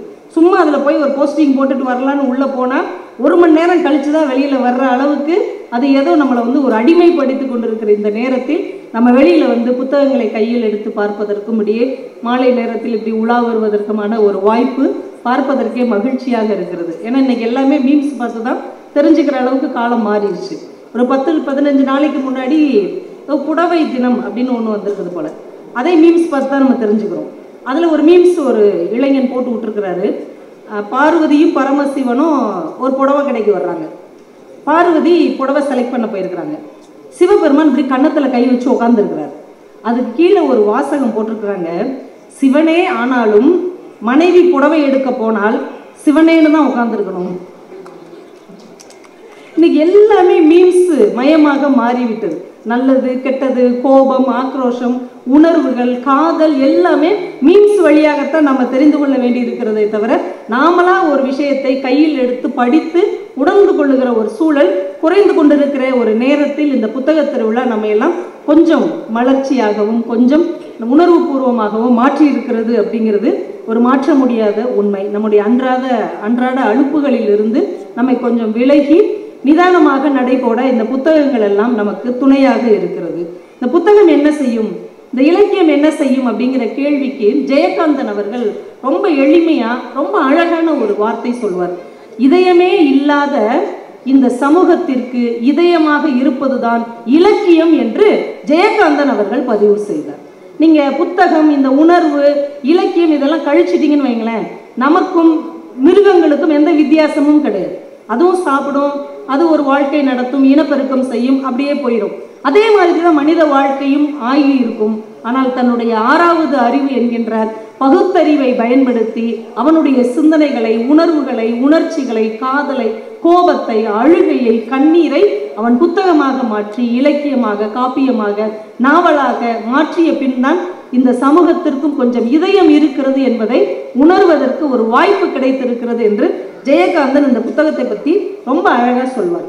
போன வருஷம் 2023 எந்த வார்த்தை, the word of the world அப்படின்னு சொல்லுவாங்க இல்லையா, ஒரு வார்த்தையை ஒரு அகராதி வெளியிட்டது. ஒரு ஆங்கில வார்த்தை என்ன அப்படின்னா ஆத்தென்டிசிட்டி அப்படின்னு, நம்பகமானது, உண்மையானது, நம்பக்கூடியது அப்படிங்கிற வார்த்தை தான் 2023 உலகத்திற்கான ஒரு வார்த்தை. நீங்கள் என்ன சொன்னாலும் இதை நம்பலாமா, இது உண்மைதானா அப்படின்னு நம்ம டெஸ்ட் பண்ணி செக் பண்ணி தான் அதை செய்கிறோமா. ஒரு ஹோட்டலில் சாப்பாடு நல்லா இருக்குன்னு நம்ம சொந்தக்காரங்க சொல்கிறாங்கன்னு வைங்க, உடனே நம்ம போயிடுவோமா? உடனே அதை நம்ம உள்ள கூகுளில் போய் தேடி அதுக்கு என்ன ரேட்டிங் இருக்குது அப்படின்னு பார்த்துட்டு அங்கே போய் சாப்பிட்றோம். ஒரு ஹோட்டல் கொடைக்கானலுக்கோ ஊட்டிக்கோ ஒரு சுற்றுலாத்தலம் போகிறோம்னா அங்கே எங்கே தங்கலாம் அப்படிங்கிறதையும் ரேட்டிங் பார்த்து தான் நம்ம தேர்வு செய்கிறோம். அதே மாதிரி ஒரு ட்ரெஸ்ஸு வாங்குற கடையாக இருக்கட்டும், ஒரு பஸ்ஸில் ஒரு இரவு பயணம் செய்யணும்னா கூட எந்த ட்ராவல்ஸில் போகலாம் அப்படிங்கிறத அவங்க என்ன ரேட்டிங் போட்டிருக்கிறாங்கங்கிறத பார்த்து அது நம்ப தகுந்தது தானா, உண்மையானது தானா, பாதுகாப்பானது தானா அப்படிங்கிறதெல்லாம் நம்ம செக் பண்ணிட்டு தான் அதை நம்ம தேர்வு செய்கிறோம். ஆனால் ஒரு விஷயத்தில் நம்ம உண்மையை பற்றி யோசிக்கிறதே கிடையாது. என்னது, நம்ம மொபைல் வாட்ஸ்அப்பில் வர்ற செய்தி இருக்கு இல்லையா, ஒரு செய்தி, ஒரு கருத்து, ஏதோ ஒரு தகவல் நம்ம வாட்ஸ்அப்பில் வந்து விழுது, அதை யாராவது உண்மைதானா, இது நம்ப தகுந்ததா, இதில் எந்த அளவுக்கு உண்மை இருக்கிறது, போலித்தனம் இருக்கிறது அப்படின்னு யோசிக்கிறதே கிடையாது. இந்த வடிவேலு காமெடியில் வர்ற மாதிரி படித்தவுடன் கிழித்து விடவும்னு சொன்ன மாதிரி கிடைத்தவுடன் பகிர்ந்து விடவும் அப்படின்னு படக்குன்னு இருக்கிற 10-12 குரூப்புக்கும் ஃபார்வர்ட் பண்ணி தான் அடுத்த வேலையே செய்கிறோம். ஆனால் நம்ம அனுப்புறதில்ல 90% செய்திகள் ஃபேக் நியூஸ் தான். டக்குன்னு போடுவாங்க, அந்த இடத்துல ஆக்சிடென்ட் நடந்திருக்கு, உடனே எல்லாரும் கிளம்பி போங்க அப்படின்னு. நம்ம அங்கே யார்கிட்டயாவது ஃபோன் பண்ணி கேட்டோம்னா அப்படி ஒரு சம்பவமே நடந்திருக்காது. யாரோ ஒருத்தவங்க ஃபோட்டோவை போட்டு இவங்க காணாமல் போயிட்டாங்க, உடனே கண்டுபிடிச்சி கொடுங்க அப்படின்னு போடுவாங்க. ஆனால் அப்போ பார்த்தா அவருக்கு இவங்களுக்கும் ஆகாமல் இருக்கும். தனக்கு யாரை பிடிக்கலையோ அவங்க ஃபோட்டோவை போட்டு இவங்க காணாமல் தொலைஞ்சு போயிட்டாங்க அப்படின்னு போட்டுறது. இந்த மாதிரி தனி மனிதர்களுடைய விருப்பு வெறுப்புகளை எல்லாம் பொதுமக்களுடைய வாழ்க்கையின் அங்கங்களாக சில பேர் திணித்து கொண்டே இருக்கிறார்கள். அதில் உள்ள உண்மைத்தன்மையை நம்ம புரிந்து கொள்ளாமல் எல்லாருக்கும் பகிர்ந்து கொண்டே இருக்கிறோம். அதனால தான் இந்த வேர்டே வந்து உலகம் முழுமைக்குமான ஒரு வார்த்தையாக ஆத்தென்டிசிட்டி அப்படிங்கிற ஒரு வார்த்தையை தேர்வு செய்திருக்கிறார்கள். அதனால இந்த வாட்ஸ்அப் அப்படிங்கிற ஒரு அற்புதமான விஷயத்தை நம்ம எப்படி பயன்படுத்தலாம் அப்படின்னா, நமக்கு பிடித்த ஒரு கவிதை, நமக்கு பிடித்த ஒரு கட்டுரை, நமக்கு பிடித்த ஒரு சிறுகதை, நமக்கு பிடித்த ஒரு நாவல், அதை பற்றி நாம் எழுதி, இல்லைன்னா அந்த புத்தகத்திலேருந்து ஒரு பக்கத்தை நம்ம வந்து ஃபோட்டோ காப்பி எடுத்து இதை நண்பர்களுக்கு பகிர்ந்தோம் என்றால் இது ஒரு நல்ல பகிர்வாகவும் இருக்கும், உண்மைக்கு புறம்பானதாக இல்லாததாகவும் இருக்கும் என்பதை இந்த ஜனவரியில் நாம் ஒரு உறுதிமொழி எடுத்துக்கொள்ள வேண்டும். என்ன குப்பை வந்தாலும் அது எல்லாருக்கும் அள்ளி எறியாமல் நல்ல விஷயத்தை, உண்மையான விஷயத்தை, நம்பகமானதை, பயன்படக்கூடியதை மட்டும்தான் நான் எல்லாருக்கும் ஃபார்வர்ட் பண்ணுவேன், ஷேர் பண்ணுவேன் அப்படிங்கிறதுல நாம் முழுமையான உறுதியோடு நாம் இருந்தால் தான் இந்த வாழ்க்கையில் குழப்பங்கள் கொஞ்சம் குறைவாக இருக்கும் என்பதை நாம் உணர்ந்து கொள்ள வேண்டும். நிறைய விஷயங்கள் இந்த மகிழ்ச்சி அப்படிங்கிற விஷயத்தில் சொல்லலாம். எனக்கு தலைப்பே என்ன அப்படின்னா, மகிழ்ச்சி என்னும் மாய நதி. அவங்களே முடிவு பண்ணிட்டாங்க, இது ஒரு மாய நதி. மாய நதினா கண்ணுக்கு தெரியாது, மகிழ்ச்சி கண்ணுக்கு தெரியுமா? சில பேரை பார்த்தோன்னே கேட்பேன், என்ன ரொம்ப சந்தோஷமாக இருக்கிற போல அப்படின்னா அவர் என்ன நெத்தியிலே எழுதியிருக்கிறாரு நான் சந்தோஷமாக இருக்கிறேன் அப்படிங்கிறத. அவங்க முக உணர்வை பார்த்த உடனே நம்ம நம்புகிறோம், ரொம்ப ஜாலியாக சந்தோஷமாக இருக்கிறாரான்னு. ஆனால் அவர் மனசுக்குள்ளே தான் அவர் சொல்கிறாரு, நானே இஎம்ஐ கட்டி 8 மாதம் ஆச்சு, எப்படா வீட்டை விட்டு துறக்குவாங்கன்னு தெரில. ஆனால் வெளியில் முகத்தை எல்லாம் சிரிச்ச மாணிக்க வச்சுருக்கிறோம். அந்த அளவுக்கு வெளி தோற்றத்தில் நாம் நடிப்பதற்கு பழகி கொண்டிருக்கிறோம். உள்ள எவ்வளோ சிரமங்கள் இருந்தாலும் கஷ்டம் இருந்தாலும் அடுத்தவனுக்கு முன்னாடி அதை நம்ம காட்டிடக்கூடாது அப்படிங்கிறதுல இன்னைக்கு ஒரு தெளிவான மனநிலையில் இருக்கிற மாதிரி இருக்கிறோம். ஆனால் உண்மையிலேயே இந்த மகிழ்ச்சி அப்படிங்கிறது எங்கே இருக்குது? ஒருவேளை மகிழ்ச்சி கடையில் விற்குதுன்னு வைங்க, ஒரு பலசரக்கு கடையில் மகிழ்ச்சி விற்குது, நம்ம என்ன செய்வோம்? நேராக போய் அண்ணாச்சி ஒரு 2 கிலோ மகிழ்ச்சி டக்குன்னு பேக் பண்ணி கொடுங்க, போன தடவை வாங்கும்போது ஒரு 1/4 கிலோ கம்மியாக இருந்தது, கொஞ்சம் கவனமாக அளந்து போடுங்க, முடிஞ்சால் கொஞ்சம் கொசுராக புன்னகையும் அமைதியும் நிம்மதியும் சேர்ந்து கொடுங்க அப்படின்னு வீட்டுக்கு கொண்டு வந்து எல்லாருக்கும் மகிழ்ச்சிகளை பகிர்ந்து சந்தோஷமாக இருக்கலாம். ஆனால் மகிழ்ச்சி என்பது இன்னைக்கு வெளியில் கிடைக்கக்கூடிய பொருளாக இல்லை. மகிழ்ச்சியை விலை கொடுத்து வாங்க முடியுமா? மகிழ்ச்சியை விலை கொடுத்து வாங்க முடியுமா? முடியாது தானே. ஆனால் ஒரு அறிஞன் சொன்னான், மகிழ்ச்சியை விலை கொடுத்து வாங்க முடியும். மகிழ்ச்சியை விலை கொடுத்து வாங்க முடியும். எப்படி அப்படின்னு கேட்டபோது அவர் சொன்னார், மகிழ்ச்சியை விலை கொடுத்து வாங்க முடியும். ஏனென்றால் புத்தகங்களை நாம் விலை கொடுத்து தானே வாங்குகிறோம். அப்படி என்றால் மகிழ்ச்சியை விலை கொடுத்து வாங்க முடியும் என்று சொன்னார். நீங்க உண்மையான ஆத்ம தரிசனத்தை, உண்மையான மகிழ்ச்சியை, உள் அன்பை விலை கொடுத்து வாங்க முடியும் என்று நம்பினால் இங்கேதான் இருக்கிற புத்தகங்களில் உங்களுக்கான மகிழ்ச்சியை நீங்கள் விலை கொடுத்து வாங்க முடியும். வாங்கின புத்தகத்தை கொஞ்சமாவது படிச்சு பார்க்கணும். நம்ம பொதுவாக மகிழ்ச்சியா இருக்கணுங்கிறதுக்காக நிறைய பிளான் பண்ணுவோம். எதையும் பிளான் பண்ணி பண்ணணும் அப்படிங்கிற மாதிரி வர்ற சனி ஞாயிறு 2 நாள் நம்ம இங்கேருந்து டூருக்கு இந்த பஸ்ஸில் போகிறோம், இல்லைன்னா இந்த ட்ரெயினில் போகிறோம், இத்தனை பேர் போகிறோம், இந்த சாப்பாடு எடுத்துகிட்டு போகிறோம், பயங்கரமாக திட்டமெல்லாம் போட்டு போவோம். ஆனால் எவ்வளவு திட்டம் போட்டோமோ அதுக்கு அப்படியே எதிர்மாறா போன 4 பேரை சண்டை போட்டு அடித்து சச்சரவோட மூஞ்சை தூக்கி வச்சுட்டு தான் திரும்பி வருவோம். இனிமேல் இந்த குடும்பம்லாம் சேர்ந்து டூருன்னு ஒன்று போகவே கூடாதுடா அப்படின்னு தலைமொழிகிட்டு வர்ற மாதிரி ஆயிடும். உண்மையா இல்லையா? எல்லார் வீட்லையும் எடுத்துக்கோங்க. ஒரு நண்பர்களோட சேர்ந்து கிளம்பலாம், குடும்பத்தோட சேர்ந்து கிளம்பலாம், இல்லை பள்ளிக்கூடம் கல்லூரிகளில் திட்டமிட்டு நம்ம மகிழ்ச்சியாக இருக்கணும்னு செய்கிற எல்லா முயற்சியும் பெரும்பாலும் தோல்வியில் தான் முடிவடைந்திருக்கிறது. ஆனால் சில நாள் பாருங்க, நம்ம எந்த திட்டமும் இட்டிருக்க மாட்டோம். சும்மா காலையில் கேஷுவலாக எந்திப்போம். அந்த காலையே அவ்வளவு ரம்மியமாக இருக்கும். அந்த அதிகாலை சூரியன் அவ்வளவு அழகாக இருக்கும். அன்னைக்கு காற்று ரொம்ப மனசுக்கு பிடிச்ச மாதிரி இருக்கும். அன்னைக்கு நமக்கு பிடித்தமான மனிதர்கள் எல்லாம் சந்தித்திருப்போம். ஒரு நல்ல புத்தகத்தை படித்திருப்போம். அன்னைக்கு இரவு தூங்கும் போது உண்மையிலே ரொம்ப சந்தோஷமா மகிழ்ச்சியா இருக்கும். அப்ப மகிழ்ச்சி என்பது திட்டமிட்டு வரப்போவது இல்லை, அது இயல்பான வாழ்க்கையில் இருக்கிறது என்பதை என்றைக்கு கண்டுகொள்கிறோமோ அன்றைக்கு மகிழ்ச்சி என்கின்ற மாயநதி நம் மனசிலிருந்து பாயத் தொடங்குகிறது என்பதை நாம் புரிந்து கொள்ள வேண்டும். ஏன்னா நம்ம எல்லாருமே மகிழ்ச்சி அப்படின்னு நீங்க எல்லாத்தையும் கேட்டு பாருங்களேன். மகிழ்ச்சி அப்படின்னாலே எல்லாருமே பணம் சார்ந்த ஒன்றாகத்தான் நினைக்கிறாரு. சரி, நீங்க எப்ப மகிழ்ச்சியா இருப்பீங்க அப்படின்னு கேட்டா என்ன சொல்வீங்க? சொந்தமா ஒரு வீடு கட்டிட்டோம்னா மகிழ்ச்சியா இருப்போம் மேடம். இந்த வாடகை வீட்டுல இருந்துகிட்டு குதிக்க விட மாட்டேங்கிறாங்க, உட்கார விட மாட்டேங்கிறாங்க, சொந்தக்காரங்க 4 பேர் வந்தா சேர்ந்து நிக்க கூட விட மாட்டேங்கிறாங்க, இந்த வீட்டுக்காரம்மா தொல்லை தாங்க முடியல, நைட்டு 10:30 மணிக்கு லைட்டை போட விட மாட்டேங்கிறாங்கம்மா, லைட் ஏன் எரியுது அப்படின்னு நடு வீட்டுல வந்து கேட்டுட்டு இருக்கிறாங்க. சொந்த வீடு வாங்கினா அதாங்க மகிழ்ச்சி. நம்புறோமா இல்லையா? சொந்தமா ஒரு கார் வாங்கிட்டா அதுதான் மகிழ்ச்சி. தேவைக்கு ஏற்ற அளவு நகை வாங்கிட்டா மகிழ்ச்சி. ஒரு சொத்து வாங்கிட்டா மகிழ்ச்சி. ஊருக்குள்ள ஒரு தோப்பு வாங்கிட்டோம்னா ரொம்ப சந்தோஷமா இருக்குங்க. நம்ம அப்பா வாழ்ந்த ஊரு, அங்க ஒரு பண்ணை வீடு கட்டி ஒரு தோப்பு வாங்கிட்டோம்னா வாழ்க்கையில் அதுக்கப்புறம் எந்த கவலையும் இல்லை மேடம், நிம்மதியா இருப்பேன். என் பிள்ளை படிச்சு நல்ல வேலைக்கு போயிட்டா சந்தோஷமா இருப்பேன். இப்படின்னு ஒவ்வொருத்தருக்கும் ஒவ்வொரு விஷயங்கள் மகிழ்ச்சியின் அளவுகோலாக நம்மால் நிர்ணயிக்கப்படுகிறது. உண்மையிலே பணம் இருந்தா மகிழ்ச்சி இருக்குமா?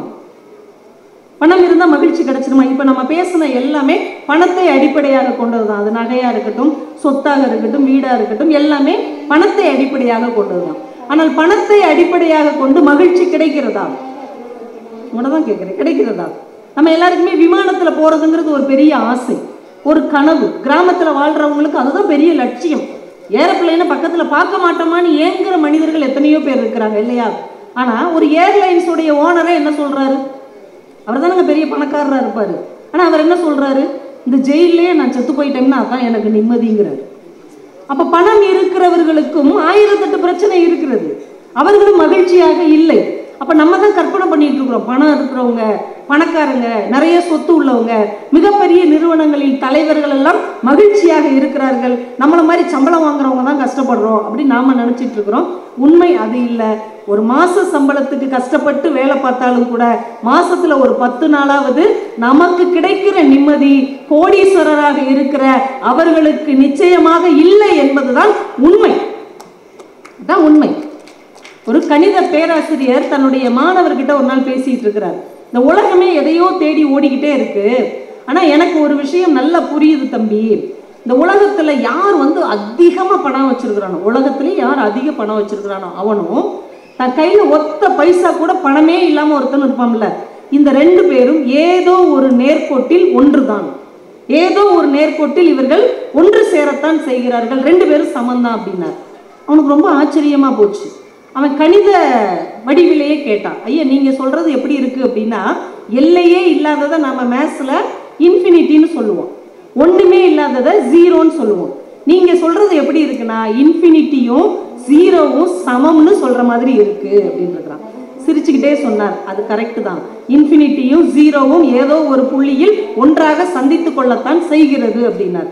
அது எப்படிங்க சாத்தியம்? எல்லையே இல்லாத ஒன்றும் ஒன்றுமே இல்லாத ஒன்றும் எப்படி சமமாக இருக்க முடியும் என்று அவன் கேள்வி கேட்டிருக்கான். அதுக்கு பேராசிரியர் சொல்லியிருக்கிறாரு, இதை ஒரு உதாரணத்தோட நான் உனக்கு விளக்குகிறேன் அப்படின்னு. இதை நீங்க நல்லா கவனிங்க. இப்ப பூமியுடைய விட்டம் இருக்கு இல்லையா, பூமி உருண்டையுடைய விட்டம் எவ்வளவு பெருசு? ரொம்ப பெருசு. அரிசி இருக்கு இல்லையா, ஒரே ஒரு அரிசி எடுத்துக்கோங்க, அதோடைய விட்டம் எவ்வளவு? இருக்கிறதுல ரொம்ப சின்னது. இந்த ரெண்டையும் நீங்க ஒப்பிட்டு பார்த்தீங்கன்னா எது இன்ஃபினிட்டி? பூமியுடைய விட்டம் இன்ஃபினிட்டி, அது எல்லையே இல்லாதது. ஆனா அரிசியுடைய விட்டம் அதோட ஒப்பிட்டு பார்க்கும்போது ஜீரோ. அப்ப இந்த ரெண்டுக்கும் சம்பந்தமே கிடையாது. ரைட்டா? ரைட். இப்போ இந்த பூமியுடைய விட்டத்தையும் சூரியனின் சுற்றளவையும் நீ ஒப்பிட்டு பாரு. ஒப்பிட்டு பார்த்தா சூரியனின் சுற்றளவு எவ்வளவு? எல்லையே இல்லாதது, இன்ஃபினிட்டி. அதோட ஒப்பிட்டு பார்க்கும்போது பூமியின் விட்டம் ஜீரோ. அப்ப ஒரு இடத்துல இன்ஃபினிட்டியா இருக்கிற பூமி இன்னொரு இடத்தில் ஜீரோவாக மாறுகிறது. அப்ப நீ எல்லை இல்லாத ஆற்றலோடு இருக்கிறாயா, ஒண்ணுமில்லாதவனாக இருக்கிறாயா என்பது உன்னிடத்தில் இல்லை, உன்னை எதோடு நீ ஒப்பிட்டுக் கொள்கிறாயோ அதோடு இருக்கிறது என்று சொன்னார். அவ்வளவு அருமையான தத்துவம் இல்ல? நம்ம ஒப்பிட்டு பார்த்து நம்ம வாழ்க்கையில பாதி மகிழ்ச்சியை தொலைத்திருக்கிறோம்.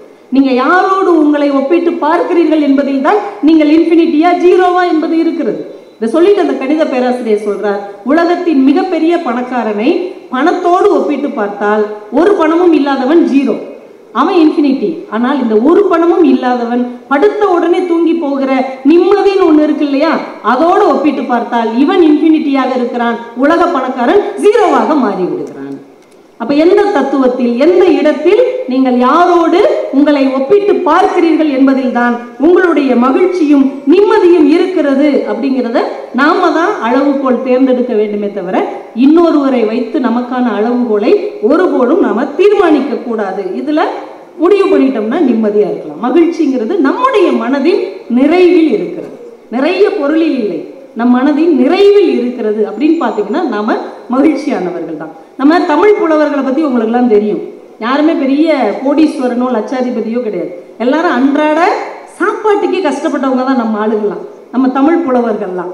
இந்த செந்தூரன் ஐயாலாம் உட்காந்துருக்கிறாரு, அவருக்கு எல்லாமே தெரியும். நிறைய இலக்கிய பாடல்கள்லாம் அவருக்கு தெரியும். ரொம்ப சாதாரண விஷயத்த அவங்க எவ்வளவு ஜாலியான ரசனையோட கடந்து போயிருக்கிறாங்கன்னு பார்த்தா நமக்கே ஆச்சரியமா இருக்கும். ஒன்றும் இல்லை, நம்ம கிராமப்புறங்கள் எல்லாம் நெருஞ்சி முள்ளுன்னு ஒன்று இருக்கும், கேள்விப்பட்டிருக்கிறீங்களா? உங்கள் சென்னையில் முள்ளு குத்துறதுக்கே வாய்ப்பு இல்லைன்னு நான் நினைக்கிறேன். ஆனால் கிராமத்தில் வயக்காட்டில் நீங்கள் நடந்து போகும்போது சர்வ சாதாரணமாக நெருஞ்சி முள்ளு குத்தும். அது ரொம்ப பாதிப்பான நெருஞ்சி முள் கிடையாது. இப்படி தரையில் காலை வச்சு தேய்ச்சோம்னா அது நம்மகிட்ட இருந்து போயிடும். ஊசி வச்சு ஊக்கு வச்சு எடுக்கணும்லாம் அவசியம் கிடையாது. ஒருத்தருக்கு நெருஞ்சி முள்ளு குத்திருச்சு. இவர் சும்மா கிடக்காம ஒரு புலவர்கிட்ட போய் பேசியிருக்கிறார், தமிழ் புலவர்கிட்ட போய், ஐயா நெருஞ்சி முள்ளு குத்திருச்சு, என்ன செய்யணும் அப்படின்னு. நம்மால் எப்படிப்பட்ட ஆளு, அடுத்த வேளை கஞ்சிக்கு வழி இல்லாட்டா கூட கவிதை கொட்டி கிடக்கு. நெருஞ்சி முள்ளு குத்துனா என்ன செய்யணும்னு கேட்ட கேள்விக்கு அந்த கவிஞர் பதில் சொல்றாரு, பத்துரதன் புத்திரனின் மித்திரனின் சத்துருவின் பத்தினியின் கால் வாங்கி தேய், சரியா போகும் அப்படின்ட்டார். எதுக்கு? நெருஞ்சி முள்ளு குத்துனதுக்கு. இதுக்கு அர்த்தம் நானே சொல்லிடுறேன். பத்துரதன் அப்படின்னா தசரதன், பத்துரதன் புத்திரனின்னா அவருடைய மகன் ராமன், புத்திரனின் மித்திரன் அப்படின்னா அவருக்கு நண்பன் சுக்ரீவன், சுக்ரீவனுடைய சத்துரு யாருன்னா அவங்க அண்ணன் வாலி, அவருடைய பத்தினி யாருன்னா தாரை, தாரையின் கால் வாங்கி தேய் அப்படின்னா தாரைங்கிற வார்த்தையில காலை எடுத்துட்டீங்கன்னா தரை, தரையில தேய்ச்சிட்டு போடான்னு சொல்றத அவர் எப்படி சொல்லியிருக்காரு பாருங்க. பத்துரதன் புத்திரனின் மித்திரனின் சத்துருவின் பத்தினியின் கால் வாங்கி தேய். ஒரு நெருஞ்சி முள் கொத்துவதற்கு கூட இப்படி ஒரு இலக்கிய ரசனையோடு பேச முடியும் என்று நம்முடைய தமிழ் மண்ணில் ஒரு மனிதர் நிரூபித்திருக்கிறார் என்றால் அவங்க தான் புலவர்கள், கவிஞர்கள். தன்னுடைய வாழ்க்கைக்கு வழி இல்லாவிட்டால் கூட அவர்கள் வாழுகின்ற விதத்தை ரசனையோடு வாழ முடியும் என்று நிரூபித்த மண் இந்த மண். நான் உங்கள்கிட்ட இன்னொன்று கேட்கிறேன். இப்ப சமீபத்தில் நிறைய நாடுகளுக்கு இடையில அடிக்கடி சண்டை நடக்கிறது, யுத்தம் நடக்கிறது, போர் மூழ்கிறது.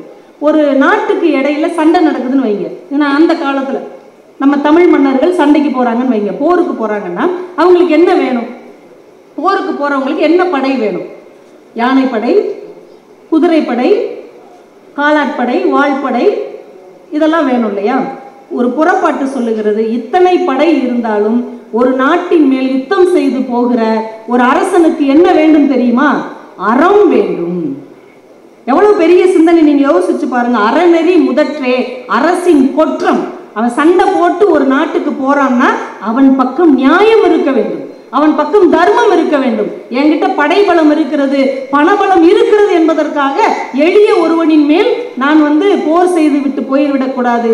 என் பக்கம் தர்மமும் நியாயமும் அறமும் இருந்தால் மட்டும்தான் போர் செய்ய வேண்டும் என்று கற்றுக் கொடுத்த மண் நம்முடைய தமிழ் மண் என்பதை நாம மறந்துவிடக்கூடாது. அப்படி ஒரு போரில் கூட அறத்தை கையாண்ட ஒரு மனிதர்கள் நம்முடைய தமிழ் மண்ணின் மனிதர்கள். இன்னும் கூட உங்கள்கிட்ட சொல்றேன், கடையேழு வள்ளல்கள் நீங்க எல்லாருமே கேள்விப்பட்டிருக்கீங்களா? கடையேழு வள்ளல்கள்னா பெட்டிக்கடை வச்சு பழச்சவங்க கிடையாது. கடைசியா இவங்க 7 பேர் தான் எல்லாருக்கும் உதவி செஞ்சவங்க. கடையேழு வள்ளல்கள், கடைச்சங்க காலத்துல இருந்தவங்க. அவங்கெல்லாம் யார் யார் அப்படின்னா பாரி, காரி, ஓரி, ஆய் அண்டிரன், அதியமான், நள்ளி, பேகன். இந்த 7 பேர் தான் கடையேழு வள்ளல்கள். இவங்க என்ன செஞ்சாங்க அப்படின்னா, சில பேர் உங்களுக்கே தெரியும். பாரி என்ன பண்ணாரு? முல்லைக்கு தேர் கொடுத்தாரு. காரி என்ன பண்ணாருன்னா, அவரை தேடி வர்ற புலவர்கள், பாட்டு பாடுறவங்க, இறந்து வர்றவங்க எல்லாருக்குமே குதிரைகள் கொடுப்பார். பொருள் கொடுத்து குதிரையில் ஏறி ஜம்முன்னு பொன்னி நதி பார்க்கணுமே பாடிக்கிட்டே போயா அப்படின்னு சொல்லி குதிரைகள் கொடுத்துருக்கிறாரு. அவருக்கு பேர் காரி. ஓரின்னு ஒருத்தர் இருக்கிறார், அவர் எல்லாருக்கும் மேல.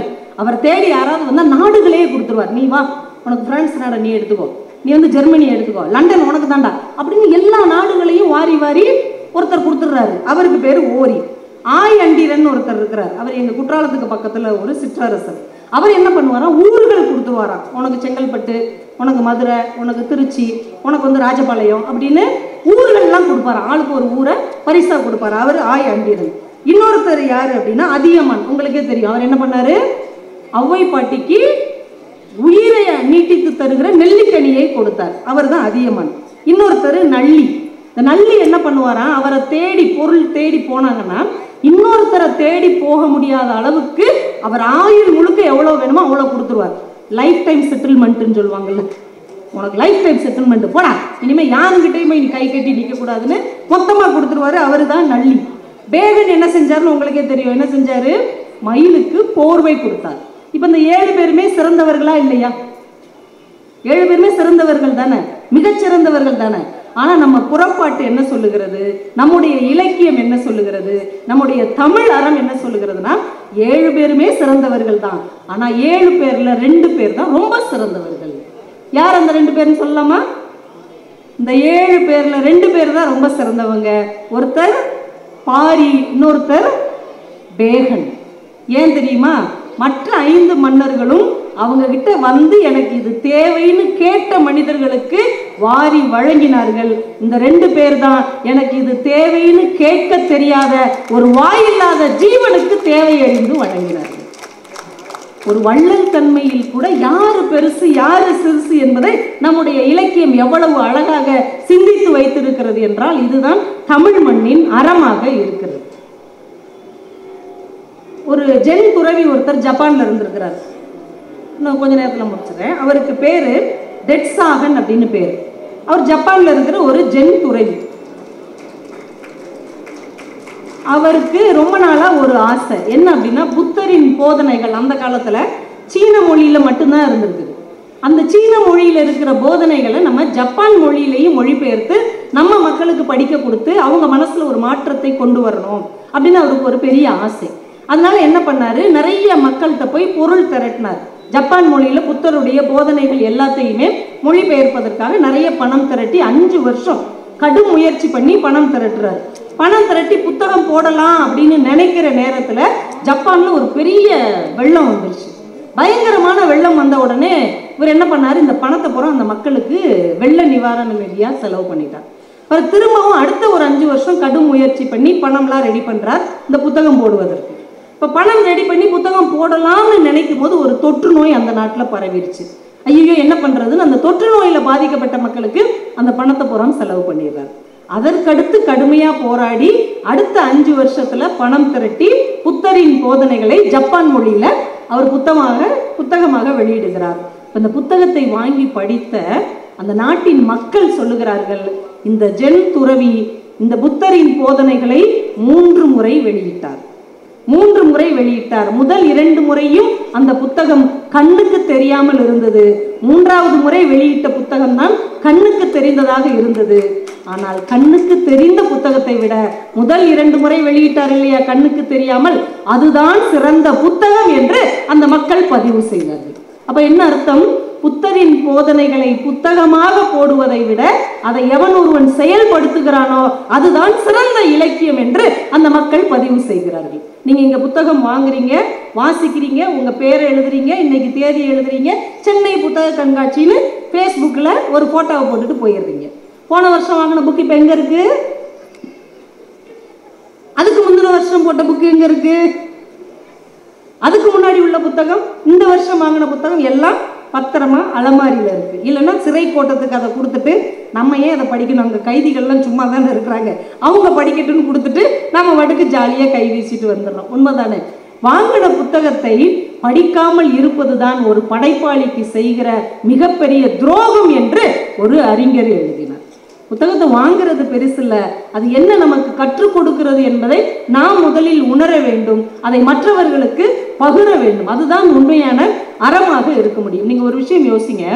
சமீபத்தில் கேப்டன் விஜயகாந்த் அவர்கள் இறந்து போனார். அவர் இறந்து போன உடனே தமிழ்நாட்டிலிருந்து எல்லா மக்களும் உங்கள் தலைநகரை நோக்கி படையெடுத்து அவரை ஒரு முறையாவது பார்த்து விட முடியாதான்னு எல்லாரும் வந்தாங்க தானே. இப்போ விஜயகாந்த் அவர்கள் சினிமாவில் நடித்து 13 ஆண்டுகள் ஆயிடுச்சு. அவர் மேடையில் வந்து பேசி பல ஆண்டுகள் ஆயிடுச்சு. அரசியலில் நேரடியாக ஈடுபட்டு 8-9 வருஷம் ஆச்சு. அவர் யாருக்கிட்டையும் இப்போக்குள்ள அவர் பேசவே இல்லை, யாரையும் பார்க்கவே இல்லை. ஆனால் அந்த மனிதன் இறந்த உடனே எங்கெங்கேயே இருக்கிற மக்கள்லாம் ஓடி வருகிறார்கள். இனிமே அவரால் இவங்களுக்கு எந்த ஆதாயமும் நடக்க போவதே இல்லை. ஆனாலும் அவ்வளவு பேர் வந்து ஒன்று கூடுகிறார்கள், குழுமுகிறார்கள், கண்ணீர் விடுகிறார்கள். என்னையா செஞ்சார்? அவரு சாப்பாடு போட்டாங்க சார். அவர் வந்தவங்களுக்கெல்லாம் பசி அறிந்து சாப்பாடு போட்டாரு. பசிக்கும் என்கின்ற உணர்வை அறிந்திருந்தார். அதனால அவருக்கு முன்னாடி இன்னும் ஒரு சொட்டு கண்ணீர் விடுகிறோம். நீங்க எல்லாருக்கும் பொருள் கொடுக்குறவங்களும் என்ன சொல்லுவோம்? அவர் பொருள் உதவி செஞ்சாருங்க, இவர் 10 பிள்ளைகளை படிக்க வச்சாருங்க, அந்த வீடு இல்லாதவங்களுக்கு இவர் வீடு கட்டி கொடுத்தாருங்க, அப்படி சொல்லுவோம். ஆனா சாப்பாடு போட்டவங்களை நம்ம தமிழ் இலக்கியம் என்ன சொல்லும் தெரியுமா?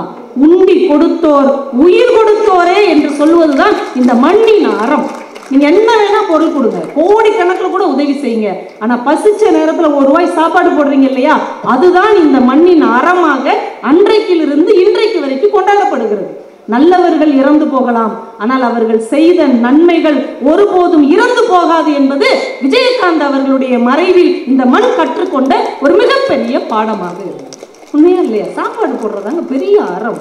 அவனுக்கு பசிக்கும், எனக்கு பசிக்கிற மாதிரி அவனுக்கு பசிக்குங்கிற உணர்வு எத்தனை பேருக்கு நமக்கு இருக்கிறது. இப்போ வெள்ளம் வந்தது. வழக்கமாக சென்னையில் மட்டும்தான் வெள்ளம் வரும். நாங்கள் சவுத் சைடு இருக்கிறவங்கலாம் சொல்லுவோம், ஏரியும் குளமா பார்த்து நீங்கள் வீடு கட்டினீங்கன்னா வெள்ளம் வரத்தான் செய்யும், நல்லா அனுபவி அப்படின்லாம் நாங்கள் சொல்லுவோம். இப்போ இந்த வெள்ளம் என்ன ஆயிடுச்சு, உங்களையும் சேர்த்து வச்சு கவனிக்கிறேன்டான்ட்டு உள்ளே வந்துருச்சு. தூத்துக்குடி, திருநெல்வேலி எல்லா இடத்துலையும் ஒரு காட்டு காட்டிட்டு போயிடுச்சு. அப்போ தான் நாங்கள் நினச்சோம், அப்போ மெட்ராஸ்காரங்க உண்மையிலேயே எவ்வளோ கஷ்டப்படுவாங்க, நம்ம ஈஸியாக சொல்லிடுறோம், அப்போ அந்த கஷ்டம் நமக்கு வந்தால் தானே தெரியுது. நான் உண்மையிலேயே உணர்ந்தோம் உங்கள் சிரமத்தை. அப்போது திருச்செந்தூர்லேருந்து சென்னைக்கு அந்த வெள்ளம் வந்த நாளில் ஒரு ட்ரெயின் கிளம்புச்சு. அது வெள்ளம் வந்த உடனே ஸ்ரீவைகுண்டத்தோட அந்த ட்ரெயின் நின்றுச்சு. நைட் ஆயிடுச்சு, சுற்றி வெள்ளம், இனிமேல் நகலவே முடியாது, மண் தண்டவாளத்தை எல்லாம் கீழே இருந்து அப்படியே அரிக்குது. இப்போ யாருக்கும் சாப்பாடு எதுவும் கிடையாது. விடிஞ்சா சென்னைக்கு போயிடுவோம் தானே எல்லாரும் ஏறி உட்காந்துருந்தாங்க. கிட்டத்தட்ட 800 பயணிகள் அந்த ட்ரெயினில் உட்காந்துருக்குறாங்க.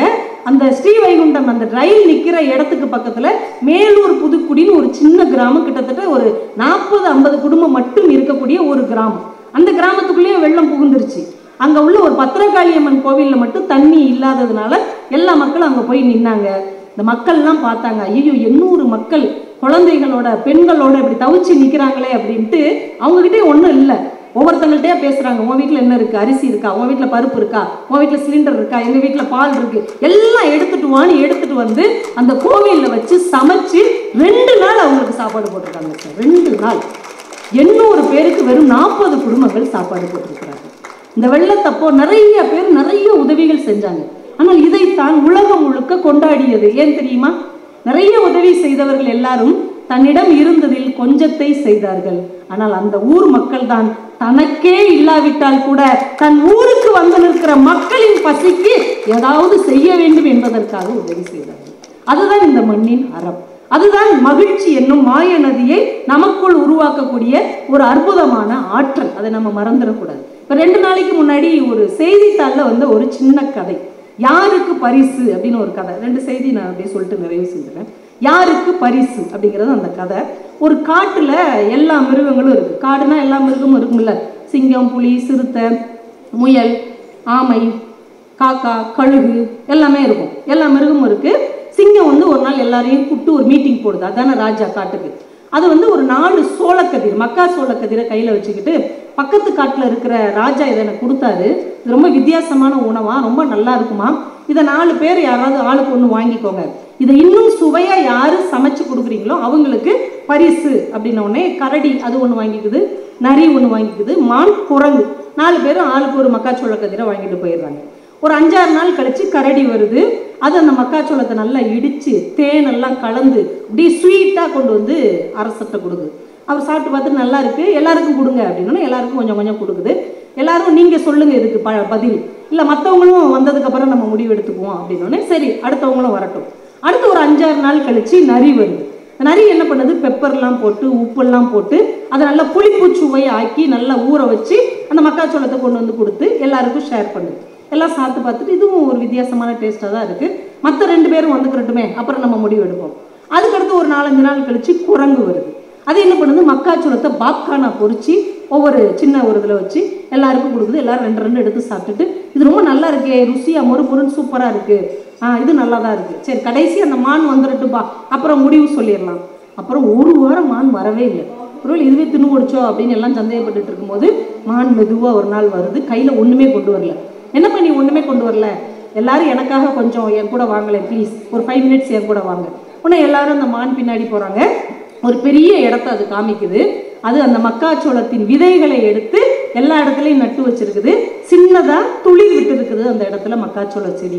இப்போ அந்த மான் சொன்னது, நீங்கள் கொடுத்தது ஒரே ஒரு சோளக்கதிர், இதை நான் சுவைப்பட ஏதாவது செஞ்சுருந்தேன்னா அது உடனே தீர்ந்து போயிடும், ஆனால் இது ஒரு அபூர்வமானதுன்னு நீங்கள் சொன்னீங்க, இது எல்லா மக்களுக்கும் கிடைக்கணுங்கிறதுக்காக இந்த விதைகளை எல்லாம் எடுத்து நான் நட்டு இருக்கிறேன், இன்னும் 1 மாசத்துல இதுல இருந்து விளைச்சல் வரும், எல்லாரும் சாப்பிடலாம். இப்ப சுத்தி இருந்த மற்ற மிருகங்கள் சொன்னாங்க, மற்ற மிருகங்களும் சுவைப்பட அந்த உணவை கொண்டு வந்தார்கள், ஆனால் அது எல்லாருடைய பசிக்கும் காங்கல, ருசிக்கு தான் காங்குச்சு. ருசியை விட எதிர்காலத்தின் பசிதான் முக்கியம் என்று மான் நினைத்ததால் பரிசு மானுக்குத்தான் தர வேண்டும் என்று சொன்னார். எப்பயுமே மகிழ்ச்சி என்பது என்னுடைய சுயநலத்தில் என்னுடைய உணவை நான் ஆற்றிக்கொள்வதில் இல்லை, அடுத்தவருடைய பசியை அறிந்து யார் ஒருவர் உதவி செய்கிறாரோ அதில் தான் மகிழ்ச்சி என்கின்ற ஒன்று இருக்கிறது என்பதை நாம் உணர்ந்து கொண்டோம் என்றால் இந்த வாழ்க்கை ரொம்ப இனிமையானதாகவும் எளிமையானதாகவும் இருக்கும். எந்த விஷயத்திலும் நீங்க எந்த துறையில இருந்தாலும் இதை நீங்க வந்து இம்ப்ளிமெண்ட் பண்ணி பார்க்கலாம். ஆண் பாவம்னு ஒரு படம் பார்த்துருக்கிறீங்களா எல்லாரும்? ஆண் பாவம் நம்ம இயக்குனராகவும் நடிகராகவும் இருக்கக்கூடிய பாண்டியராஜன் சார் எடுத்தது. நம்ம இந்திய சினிமாவின் இளம் இயக்குனர்னே அவரை சொல்லுவாங்க. அந்த படம் எடுக்கும்போது அவருக்கு 20-21 வயசு தான். அந்த சினிமாவில் ஒரு காட்சி உங்க எல்லாருக்கும் ஞாபகம் இருக்கும். ரேவதி வந்து ரொம்ப வாய் பேசிக்கிட்டே இருப்பாங்க. அதுக்கப்புறம் பார்த்தா கிணத்துல விழுந்து அவங்களுக்கு பேச்சு வராமல் போயிடும். அப்போ அந்த காட்சி ஞாபகம் இருக்கா? பூர்ண விஸ்வநாதன் தான் ரேவதிக்கு அப்பாவா நடிச்சிருப்பாரு. இப்போ ரேவதியை ஒரு டாக்டர் வந்து டெஸ்ட் பண்ணுவார். பண்ணிட்டு அவங்க அப்பாட்ட வந்து சொல்லுவார். அப்பா கேட்பார், என்னங்க என் மகளுக்கு என்னாச்சு டாக்டர், அவள் சரியாயிருவாளான்னு. மன்னிக்கணும், இனிமேல் உங்கள் மகளால் பேச முடியாது, அவங்களுக்கு பயங்கரமான அடிபட்டிருக்கு, இனிமேல் அவங்க வாழ்நாளில் பேசவே முடியாது, பேச்சு திறனை இழந்து விட்டார்கள் அப்படின்னு ஒரு டாக்டர் சொல்வார். அந்த ஒரு சீன் தான் அந்த டாக்டர் வருவார். உங்களுக்கு ஞாபகம் இருக்கா? ஞாபகம் இல்லைன்னா யூடியூப்பில் போய் பாருங்கள். அந்த டாக்டர் தான் உண்மையிலேயே பேச்சு திறன் இல்லாதவர். அவர் ரேவதிக்கு சைகை பயிற்சி கொடுப்பதற்காக வந்த பேச்சுத்திறன் இல்லாத பேங்க்ல வேலை பார்க்குற ஒரு மனிதர். அவரை பாண்டியராஜன்கிட்ட கூட்டு வந்திருக்கிறாங்க. இந்த சைகையில பேசுறதுக்கு இவர் சொல்லி தருவார். ஏன்னா இவர் பிறவியிலேயே பேச்சுத்திறன் இல்லாதவர். உடனே பாண்டியராஜன் பார்த்துருக்கிறாரு, அவ்வளவு அழகா சைகை பயிற்சி கொடுக்குறாரு. இப்போ பாண்டியராஜன் யோசிக்கிறார், இவர் வாழ்க்கையை நம்மளால மாற்றி அமைக்க முடியாது, ஆனால் நம்ம கிட்ட கலை என்கின்ற ஒரு திறமை இருக்கிறது. ஒரு சீன்ல அவரை நடிக்க வச்சு அவருக்கு பின்னணி குரல் கொடுத்து அவரை பேசக்கூடிய ஒருவராக இந்த மக்களுக்கு நம்ம அறிமுகப்படுத்த வேண்டும் என்று அந்த ஒரு காட்சியில அவரை பேச வச்சார். அந்த காட்சியை பார்த்துட்டு அவங்க அம்மா அப்பா அப்படி கதறி கதறி அழுதாங்களா, என் பையன் பேசுறான், என் பையன் டாக்டரா நடிச்சிருக்கிறான், உன் மக பேச மாட்டாங்கிறத, பேச தெரியாத பேச முடியாத என் பிள்ளை பேசுகிறது அப்படின்னு அவங்க கண் கலங்கி பார்த்தார்களாம். நீங்கள் எந்த துறையில் இருந்தாலும் அந்த துறையில் இருந்து கொண்டு இன்னொரு ஒருவருக்கு உதவக்கூடிய போகக்கூடிய வாய்ப்பு இருக்கிறது. அதுதான் உண்மையான மகிழ்ச்சியை நமக்குள் ஏற்படுத்தும் என்று நம்பினீர்கள் என்றால் இந்த வாழ்க்கை மிக மகிழ்ச்சியான ஒன்றாகத்தான் இருக்கும். நிறைவாக ஒன்று, ஸ்டீஃபன் ஹாக்கிங் அப்படின்னு ஒருத்தரை பத்தி கேள்விப்பட்டிருப்பீங்க. அவருக்கு சின்ன வயசுலயே உடல்ல ஒவ்வொரு பாகமும் உறுப்பும் அப்படியே செயலிழந்து போயிட்டே இருக்குது. இவர் 20 வயசுக்கு மேல இருக்க மாட்டார், 25 வயசுக்கு மேல இருக்க மாட்டார்னு எல்லா டாக்டரும் ஜோசியம் சொன்னாங்க. எல்லாத்தையும் கடந்து அவர் 60 வயசெல்லாம் தாண்டி தான் இருந்தார். அவருக்கு 63 வயசு ஆகும்போது அவருடைய 2005 அவருக்கு 63 வயசு. ஒரு தொலைக்காட்சி நிகழ்ச்சியில அவரை ஒரு பேட்டி எடுக்கிறதுக்காக வீல் சேர்ல கொண்டு வந்து உட்கார வச்சிருக்கிறாங்க. அவருக்கு முகம், கழுத்து, கை, காலு எதுவுமே செயல்படாது. வலது கண் மட்டும்தான் செயல்படும். இப்படி ஒரு நிலைமையை நீங்க நமக்கு யோசிச்சு பாருங்களேன், நம்ம என்ன ஆயிருப்போம்.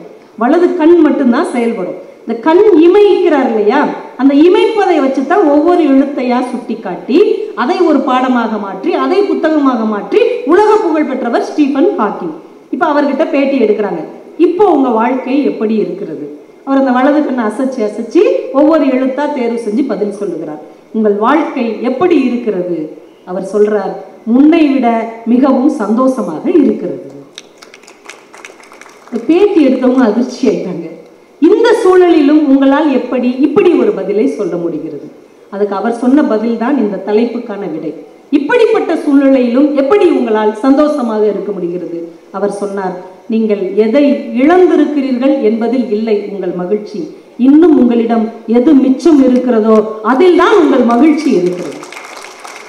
இன்னும் இந்த ஒரு அசைவு இருக்குல்ல, இதை வச்சு நான் ஜெயிப்பேன்ல, அந்த நம்பிக்கையும் என்னிடம் இதுவாவது இருக்கிறதே, இது எஞ்சி இருக்கிறதே என்கின்ற அந்த உணர்வும் தான் ஒரு மனிதனை மகிழ்ச்சியின் எல்லைக்கு கொண்டு செல்ல முடியும் என்பதால் உங்களிடம் என்ன இல்லையோ அது அல்ல உங்க மகிழ்ச்சி, உங்களிடம் என்ன இருக்கிறதோ அதுதான் உங்கள் மகிழ்ச்சி என்பதை என்றைக்கு நீங்கள் உணர்ந்து கொள்ளுகிறீர்களோ அன்றைக்கு மகிழ்ச்சி என்னும் மாய நதி உங்கள் உள்ளத்தில் உற்பத்தியாகி உங்கள் உதட்டில் புன்னகையாகி இந்த மானுட சமூகம் வெல்லுவதற்கான ஒரு மிகப்பெரிய ஆன்ம குரலாக அன்பு குரலாக ஒலிக்கும் என்று சொல்லி அதற்கான வாய்ப்பு இங்கே குவிந்து கிடக்கிற புத்தகங்களில் ஒளிந்திருக்கிறது. மகிழ்ச்சியின் சாவி, அதை தேடி கண்டடையுங்கள். மகிழ்ச்சி என்னும் மாய நதி உங்கள் மனம் முழுக்க பரவட்டும், பொங்கி பிரவாகமாக பெருக்கெடுத்து ஓடட்டும் என்று சொல்லி இவ்வளவு அமைதியாக இந்த பேச்சை கேட்டு ரசித்த உங்கள் அத்துணை பேருக்கும் என்னுடைய அன்பையும் நன்றியையும் வணக்கங்களையும் தெரிவித்து விடைபெறுகிறேன். நன்றி, வணக்கம். இந்த தகவல் உங்களுக்கு பிடிச்சிருந்தா லைக் பண்ணுங்க, உங்க ஃப்ரெண்ட்ஸுக்கு ஷேர் பண்ணுங்க, மறக்காம எங்க சேனலுக்கு சப்ஸ்கிரைப் பண்ணுங்க.